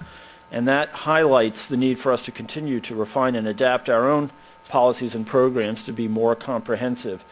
That adaptation includes more consistently and comprehensively incorporating women and gender views into what it is we're doing. In the last few years, we have seen the rise of a number of al-Qaeda affiliated groups. And so while the AQ Corps, as we call it, in the federally administered tribal areas of Pakistan is really in the most dire condition it ever has been, we have still seen on the periphery many new groups grow up and achieve rather startling strength. These affiliates include al-Qaeda in the Arabian Peninsula, al-Qaeda in the Islamic Maghreb, otherwise known as AQIM, al-Shabaab, which is based in Somalia, al-Qaeda in Iraq. And even beyond al-Qaeda and its affiliates, al-Qaeda-like ideology and rhetoric continues to spread in a number of parts of the world. And I'm sure you're all familiar with the news coming out of Nigeria about the loosely organized group Boko Haram, which has launched widespread attacks in that country and also shown its interest, at least parts of that group have shown their interest in taking on the sort of classic al-Qaeda agenda of targeting international organizations, Western interests, by bombing the United Nations headquarters in Abuja. We also remain concerned about threats to the homeland, and as individuals who appear to have been trained by al-Qaeda and its affiliates have operated within U.S. borders. And there's a lot of different nomenclature, homegrown, terrorists, self-starters. They do have direct ties. Some of them do have direct ties to terrorist groups, and they pose a threat to the homeland that can be particularly difficult for law enforcement and intelligence to detect early enough. And it's worth noting as well, if you follow the literature and you follow the things that are on the web, there's a particular emphasis now, and this was one of Awlaki's innovations, to encourage consumers of extremist materials who may be reading online or otherwise plugged into the media to conduct their own individual attacks without being plugged into a larger group. This appeal to the individual, in my view, and this is not, I would say, a validated assessment by the intelligence community, but I think that this is one area in which I think we may see more and more women who are interested or who find the extremist message appealing. That is one way in which we may see them take a greater role in an area that, as I know Heidi Panetta discussed this morning, that has been dominated by male operatives and by lots of attitudes that have often but not always restricted the activities of women in terrorist attacks. I should note as well that we also continue to face challenges from state sponsors of terrorism, and particularly, as everyone knows from the newspapers, Iran, the world's leading sponsor of terrorism, whose use of terrorism as an instrument of policy was exemplified by the attempt to assassinate the Saudi ambassador here in Washington, a conspiracy that the international community united to condemn through a UN General Assembly resolution last November. It is, of course, also worth noting that even beyond those two sort of dominating facts of the threat landscape, the al-Qaeda network and affiliates and Iran, there are still plenty of other groups out there that are worrisome and that embrace different kinds of violent extremism. Among these, the Kurdistan Workers' Party, the PKK, the anarchists in Greece, dissident Republican groups in Northern Ireland, right-wing extremists, and of course Hamas and Palestinian Islamic Jihad and other groups in the Middle East. So while there has been very notable success in the last year, there's still plenty of dark clouds on the horizon. I would be remiss, though, if I didn't mention some important good news, and that is that the developments that we have seen play out in the Middle East and North Africa, in which women have played an integral role, have really greatly discredited the extremist argument that only violence can bring about change. Should these movements in the Arab awakening or the Arab Spring, however you like to refer to it, result, as we hope they will, in durable democratically elected governments, then Al-Qaeda's single-minded focus on terrorism as an instrument of political change will be severely delegitimized, and that will create more space for moderates of all kinds, and particularly women, to operate more effectively. And this, in our view, would be a genuinely strategic blow against radical extremism and against terrorism. The emergence of societies that give people an opportunity to voice their dissent freely without having to feel like they have to back into violence instead. The emergence of societies in which people really feel invested in what's going on, it has, I think, it is widely agreed, made a huge difference in terms of turning the tide against extremism. It is not a panacea. We've certainly seen plenty of terrorists come out of Western democracies, but it does make a big difference in terms of dealing with the grievances that often breed terrorism.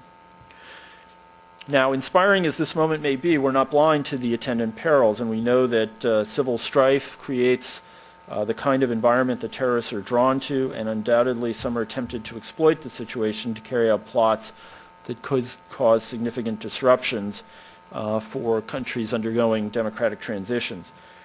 This was, of course, particularly and remains a concern in the Maghreb, when we saw so many loose munitions coming out of Libyan stocks, and the threat of terrorists obtaining man-portable air defense systems, the latter of which could pose a significant risk to regional security and to civilian aviation, and we're working very hard to prevent those weapons from crossing borders and to get them under control as fast as possible. The presence of extremist groups in these environments also poses a threat to the chances that women can continue to play an integral role in transition governments as well as in civil society. Well, I mentioned the threat environment not to cast a shadow over this morning's panel, but to highlight how regionally and ideologically diverse the threat is today, and to highlight how creative and gender inclusive we must be in responding to these threats. Let me turn now to what we're doing in the Bureau to take that threat a little further. The threat is not the only thing, of course, that continues to evolve, and as I mentioned, our office has now become a bureau, and this we are focusing on many different things, but one of the things at the core of what we're doing is better integrating gender into all aspects of foreign policy, again pursuant to the QDDR, and that's at the heart of Secretary Clinton's effort to make the State Department more effective and more responsive to changing dynamics in the world. The Secretary is committed to smart diplomacy and to civilian power in which women are poised to participate. And she has said that leading through civilian power saves lives and money, and I'm quoting here. And with the right tools, training, and leadership, our diplomats and development experts can diffuse crises before they explode, create new opportunities for economic growth. We can find new partners to share burdens and new solutions to problems that might otherwise require military action. And many of these new partners clearly should be women.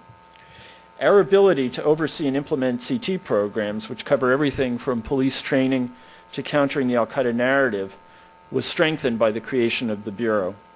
The Bureau leads the Department in U.S. efforts to reduce radicalization and mobilization abroad while developing positive alternatives for populations that are vulnerable to recruitment.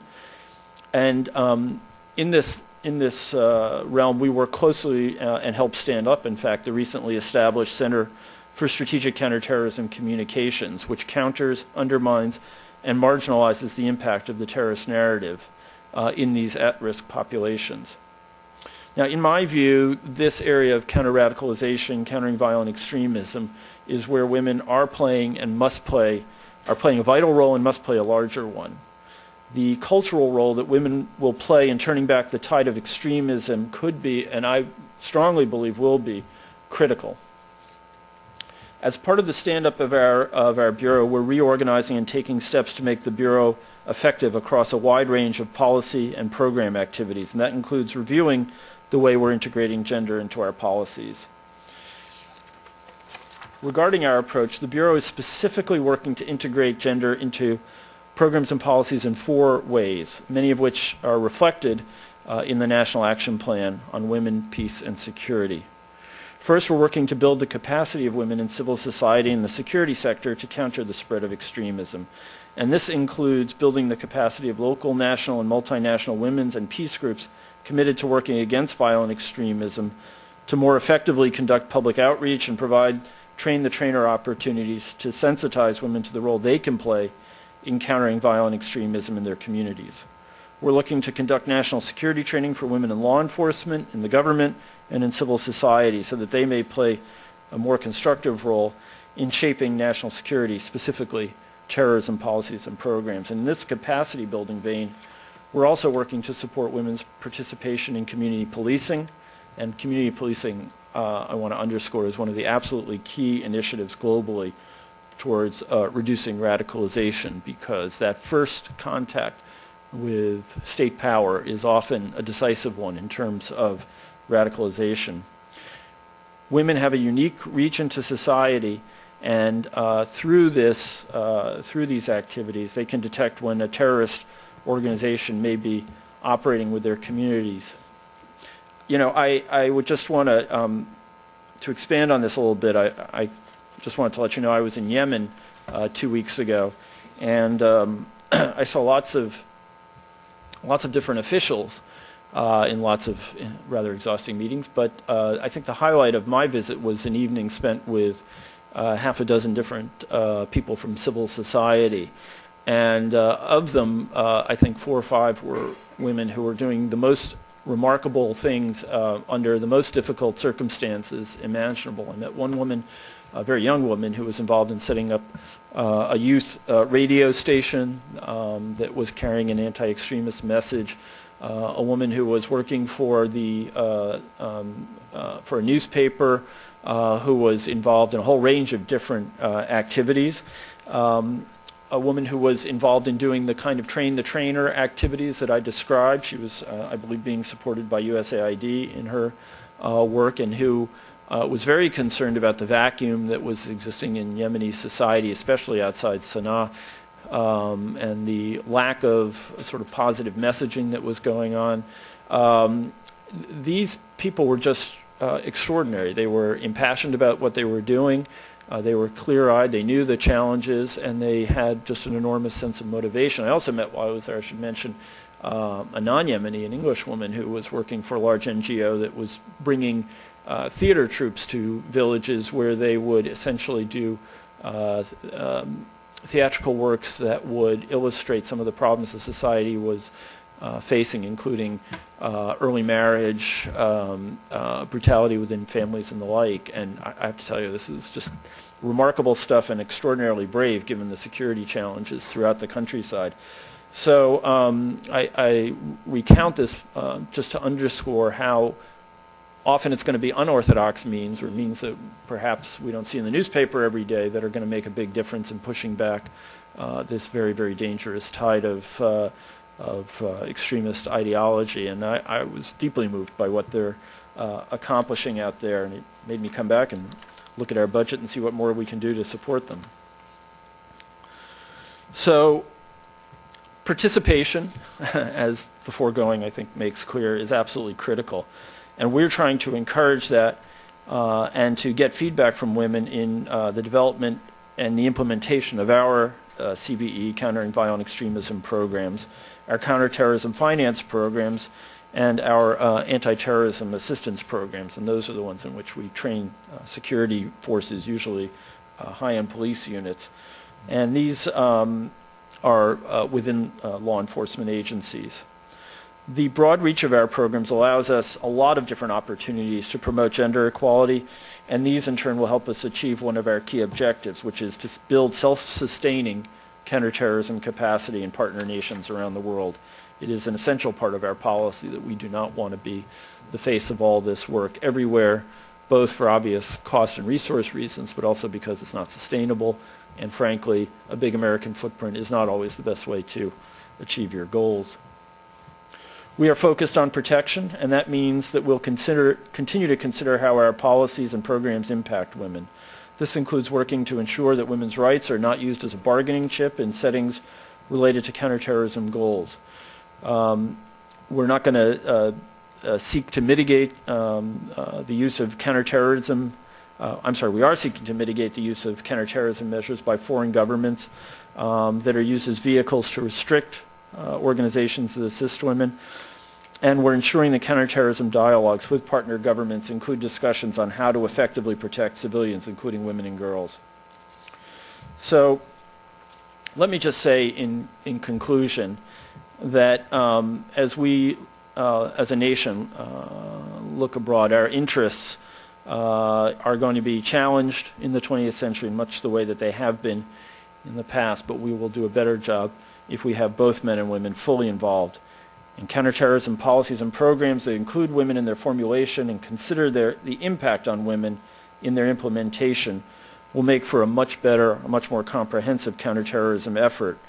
And that is why we are so squarely behind the U.S. National Action Plan on Women, Peace and Security that Ambassador Verveer will discuss in detail. We want to ensure that women are properly integrated into our policies and programs, and we want to create new opportunities for women to play in countering terrorism. Integrating gender into policies and programs that have existed for decades doesn't happen overnight, but with the proper leadership, resolve, and buy-in at the working level, we can make a real difference. I want to thank you for the opportunity to speak today. I'll pass it over to Ambassador Verveer, and then I look forward to your questions. Thank you.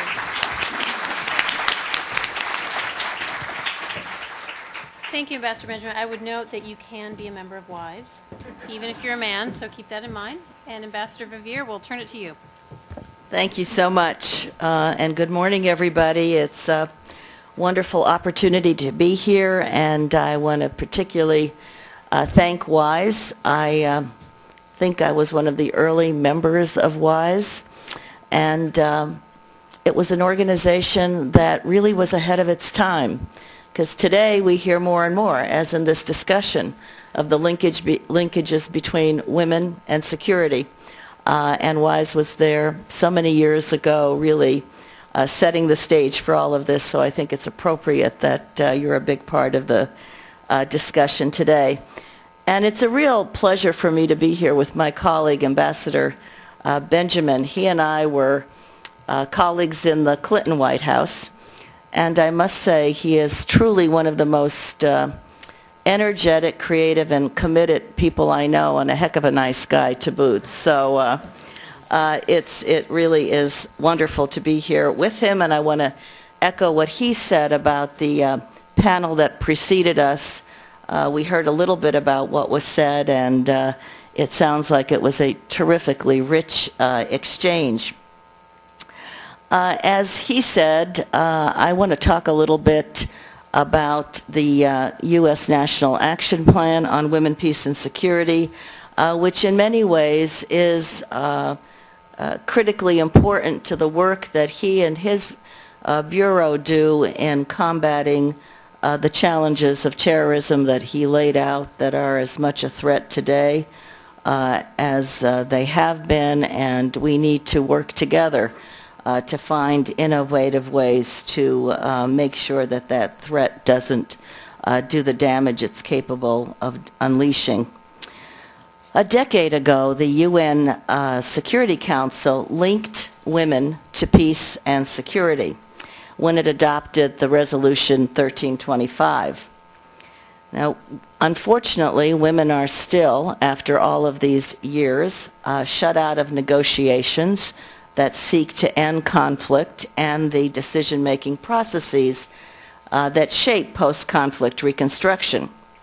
For example, in the last 20 years, hundreds of peace treaties have been signed. But a sampling of those treaties shows that less than 8% of the negotiators were women. And at the same time, more than half of all the treaties failed within the first 5 years of enactment. So clearly we have to find better ways to build peace and ensure that post-conflict situations do create better futures for the people in which they have taken place. This is why the President signed Executive Order 13595, in which he said the United States recognizes that promoting women's participation in conflict prevention, management, and resolution, as well as in post-conflict recovery and relief, advances peace, national security, economic, social development, and international cooperation. And at the same time, accompanying the executive order was the first ever United States National Action Plan on Women, Peace, and Security, which lays out concrete steps by which the United States government will increase its commitment to supporting women as critical participants in preventing and resolving peace.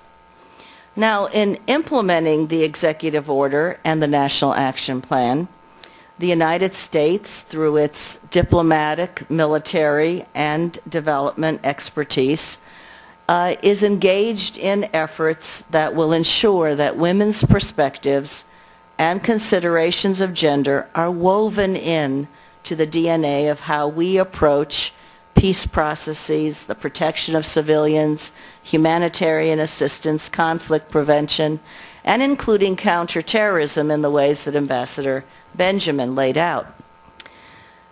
The National Action Plan is the result of a year-long intensive effort that was coordinated at the White House that included the Department of Defense, State, USAID, Homeland Security, Department of Justice, and several other of our agencies. And we are latecomers to this process. 30 other countries have preceded us in adopting their own national action plans, including NATO, which just celebrated its first anniversary in its enactment and continues to engage those principles in the work that it does. We all know that enabling women's voices alongside of those of men in international peace and security is the right thing to do. But even more, we know that including women and their perspectives in our conflict prevention efforts, including preventing the spread of violent extremism, in our efforts to end wars and bring about just and sustainable peace, in our efforts to protect civilian populations and hold accountable those that commit war crimes and other crimes against humanity, are all absolutely essential to international peace and stability, to our own national security.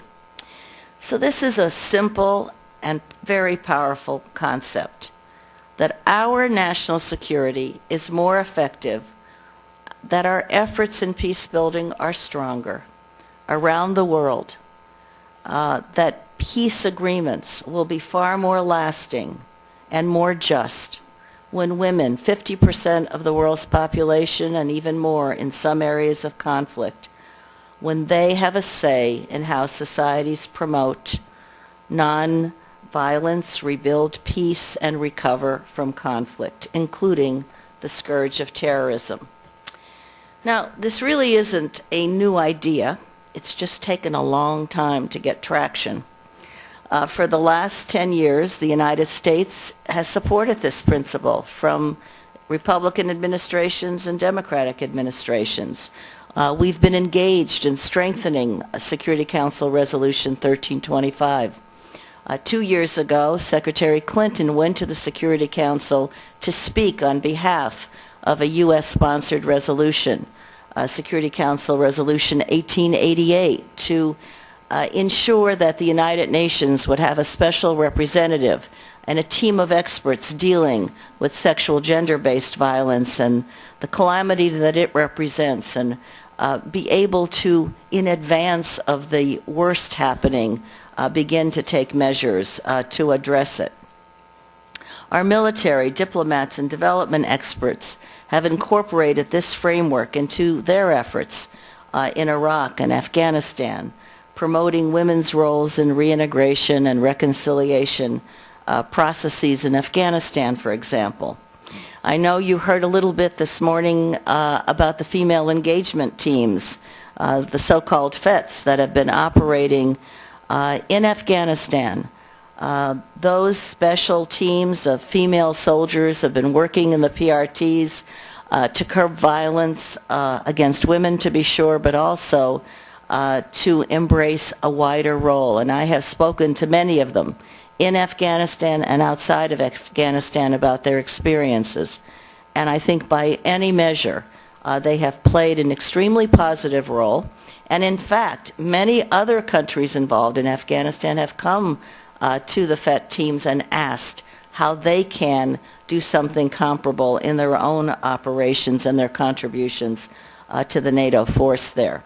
In Helmand Province, a FET member was the only interlocutor accepted by male informant who shared life-saving information about the location of improvised explosive devices and the identities of Taliban supporters.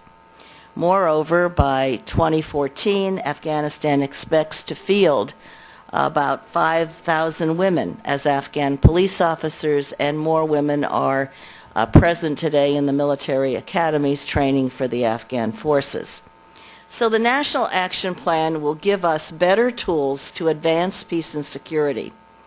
It is an idea powerfully demonstrated by last year's Nobel Peace Prize laureates, women from very different contexts, coming out of Liberia and Yemen in the peace processes there and the ongoing efforts there, demonstrating the role that women can play in bringing about conditions for peace, democracy, and stability. And listening to Ambassador Benjamin talk about his recent experience in Yemen brought back memories of a recent conversation I had with one of the Nobel laureates, Tawikul Karman from Yemen. And she told me that with the activities that were taking place in Yemen, she said the women of the country woke up. And she said to me, and I can guarantee you they are not going back to sleep. And after hearing what he said, I know they're wide awake doing the work that they feel needs to be done in their country against the greatest odds. So this is an idea that's also been proven by the work of women negotiators when they have been able to get into the peace process, as they were able to be elected into the process in Northern Ireland, where as a result they were able to secure important commitments in the Good Friday Agreement to involve young people and victims of the violence and terrorism in the ongoing reconciliation efforts that were so critical to the peace that has taken hold there and continues in that place. In many conflict areas, while women are denied access to traditional power structures, they manage to create extensive community networks. And again, Ambassador Benjamin reflected some of this in his remarks. In refugee camps, for example, these networks are a kind of grassroots intelligence gathering organization, and their role is critically important to both providing intelligence that can bring with it even worse situations, but also in ameliorating the kinds of conditions they've been enduring. In Darfur, when male negotiators were deadlocked over control of a particular river during the 7th round of the peace negotiations in 2006, it was the local women who pointed out to them that the river had long ago dried up. and they were still arguing who would control the water. So, you know, this is a great story, but unfortunately it reflects poorly on situations that continue to keep women out of the processes. This is also an idea that is coming through life more and more through various organizations on the ground, like Sisters Against Violent Extremism, whose members are working tirelessly to promote nonviolent conflict resolution, again, in tough places like Yemen, like Pakistan, even in Indonesia. So a lot of work is necessary, and the President has made it clear we need to do a better job.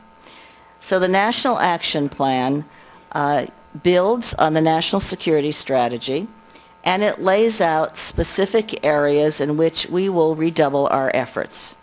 First, we will partner with women in vulnerable areas to prevent conflicts from breaking out in the first place. You know, women are like the canaries in the mines. Look at the condition of women in a country. And as it begins to deteriorate and grow more dangerous, you know that place is in deep trouble. It is oftentimes the first reflection of worse to come.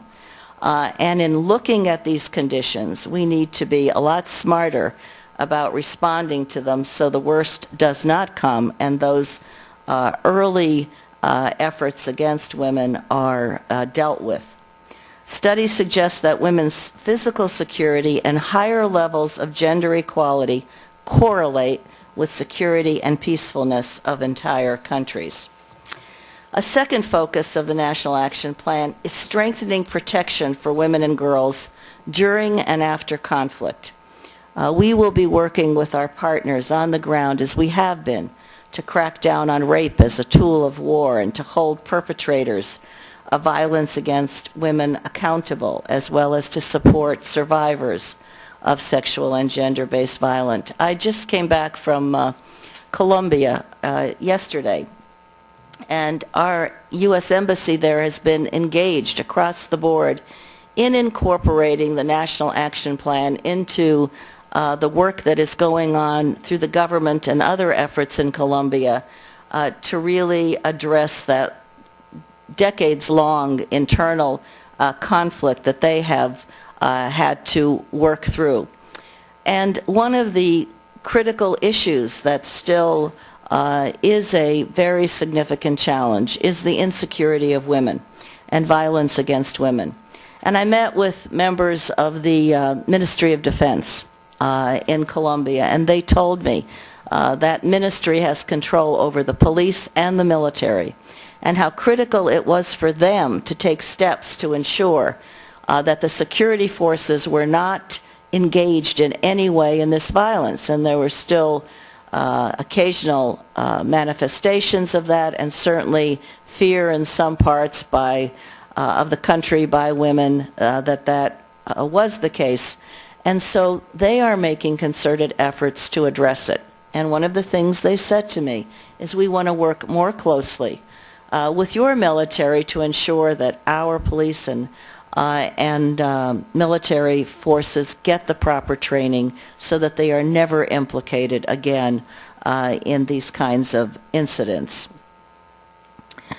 Now, ultimately, the best way to protect citizens is to end the conflict itself. And that is the third focus of the National Action Plan: expanding women's roles in peace processes and decision-making institutions before, during, and after conflicts. Women bring a perspective.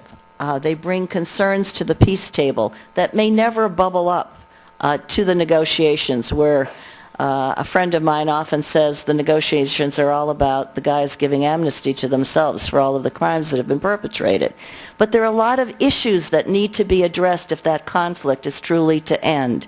And women's lives are on the ground, where these efforts and these issues need to be brought to bear on the discussions that are taking place, so more durable agreements can indeed be the outcome. In Afghanistan, we are working to ensure that Afghan women are engaged in the processes around the eventual reintegration and reconciliation efforts that are taking place and ramping up in the weeks and months ahead. Certainly that is the goal. And whether it has been the Peace Jirga, the Bonn Conference, the High Peace Council, all of the stages, all of the efforts, all of the discussions, throughout all of that, there has been a real effort on the part of the United States working with the Afghan government and with our other partners to ensure women's place in those efforts. You know, one night when I was in Kabul meeting with a group of women, one of them said something to me I've mentioned in the past because it has stayed with me. She said, "Stop looking at us as victims. Look at us as the leaders that we are." There has been much progress despite all of the challenges in Afghanistan, much progress that women have made. They do not want to go back. They are critical to the outcome in that country. And as the Secretary has said, you know, if we really have the prospect, all of us together, to see a potential for peace in Afghanistan, a peace that is sustainable, stability, and future economic opportunity for the people there. If that is to occur, women's voices cannot be silenced and marginalized. They have a critical role they need to be playing. And yesterday, when the Secretary was in meetings, NATO meetings in Brussels, she noted that Afghanistan, as it goes through this transition, as the military effort, the NATO effort winds down, that it needs to protect the hard-fought political and economic and human rights progress that's been made. She said, and I quote, "Incidents like the one we heard yesterday, when 150 Afghan girls became sick after the water in their school was poisoned, reminds us that there are people who would destroy Afghanistan's long-term future in order to restrict the rights of women and girls. Human rights protections for religious and ethnic minorities are still very fragile.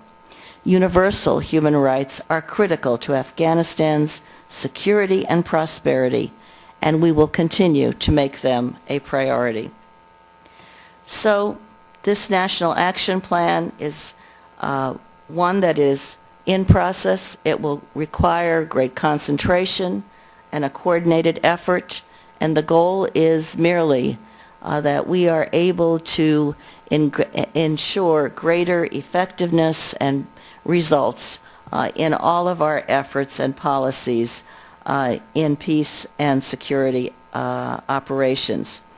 The President's executive order directs the key departments and agencies to develop comprehensive strategies to implement the National Action Plan by June of this year, and we are all taking concrete steps to incorporate that plan into our efforts, whether we sit in the Pentagon or at the State Department, to ensure that we can do a better job in carrying out what is the goal of the plan. President Obama's issuance of the order and the plan, as well as the work that we are all doing now to implement it, represents an important step forward in our efforts to integrate women into all aspects of peace and security. However, as my colleague said, proper implementation requires senior level commitment, broad government buy-in, and ultimately time to really get the job done well. And that's what we are about. And we are both very pleased to have had this opportunity to describe those efforts to you. Thank you very much.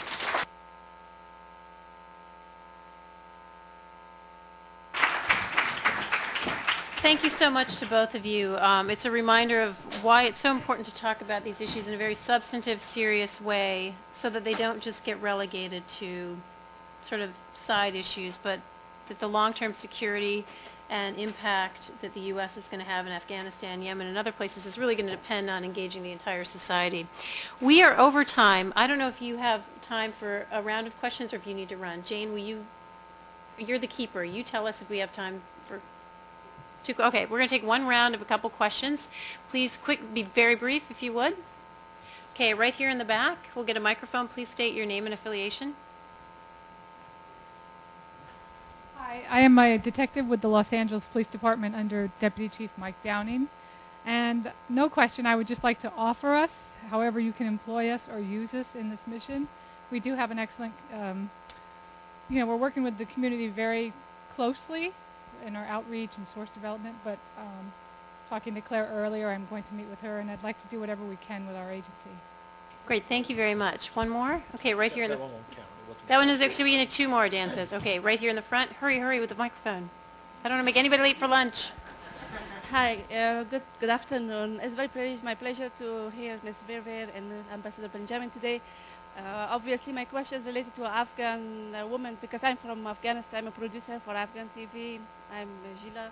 Ms. Verveer, since the Chicago summit is closing, and I'm sure you're following up what's going on, and the role of women is very limited. So when you say this women participation is critical to the outcome, so how do you see the outcome of Chicago summit and how it will affect women in Afghanistan? Thank you. Okay, one more quick question, and then we'll let both of them respond. One more?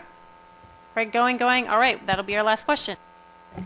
Well, the summit that's taking place in Chicago in June is the NATO summit, and it will deal with a range of NATO issues. One of the sessions will be devoted to Afghanistan. The Secretary and other leaders have been at NATO headquarters yesterday and are finishing up those meetings today. There has been much discussion of Afghanistan. I know in terms of the country representatives, since this is a representation of the NATO members in a meeting, there will be significant discussions about the role, as I quoted from the Secretary, that women must continue to play in ensuring the kind of outcome, peaceful outcome everyone wants to see in Afghanistan.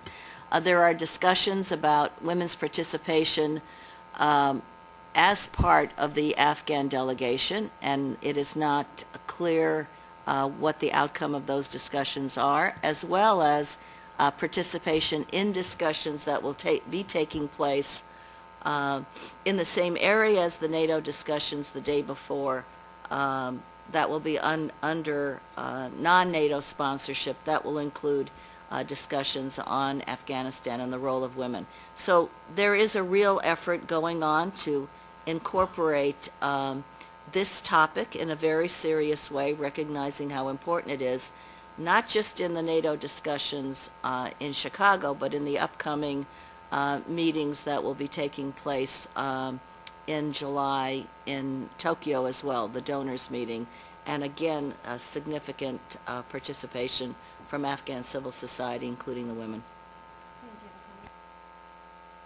Well, join me in thanking our wonderful speakers. Thanks.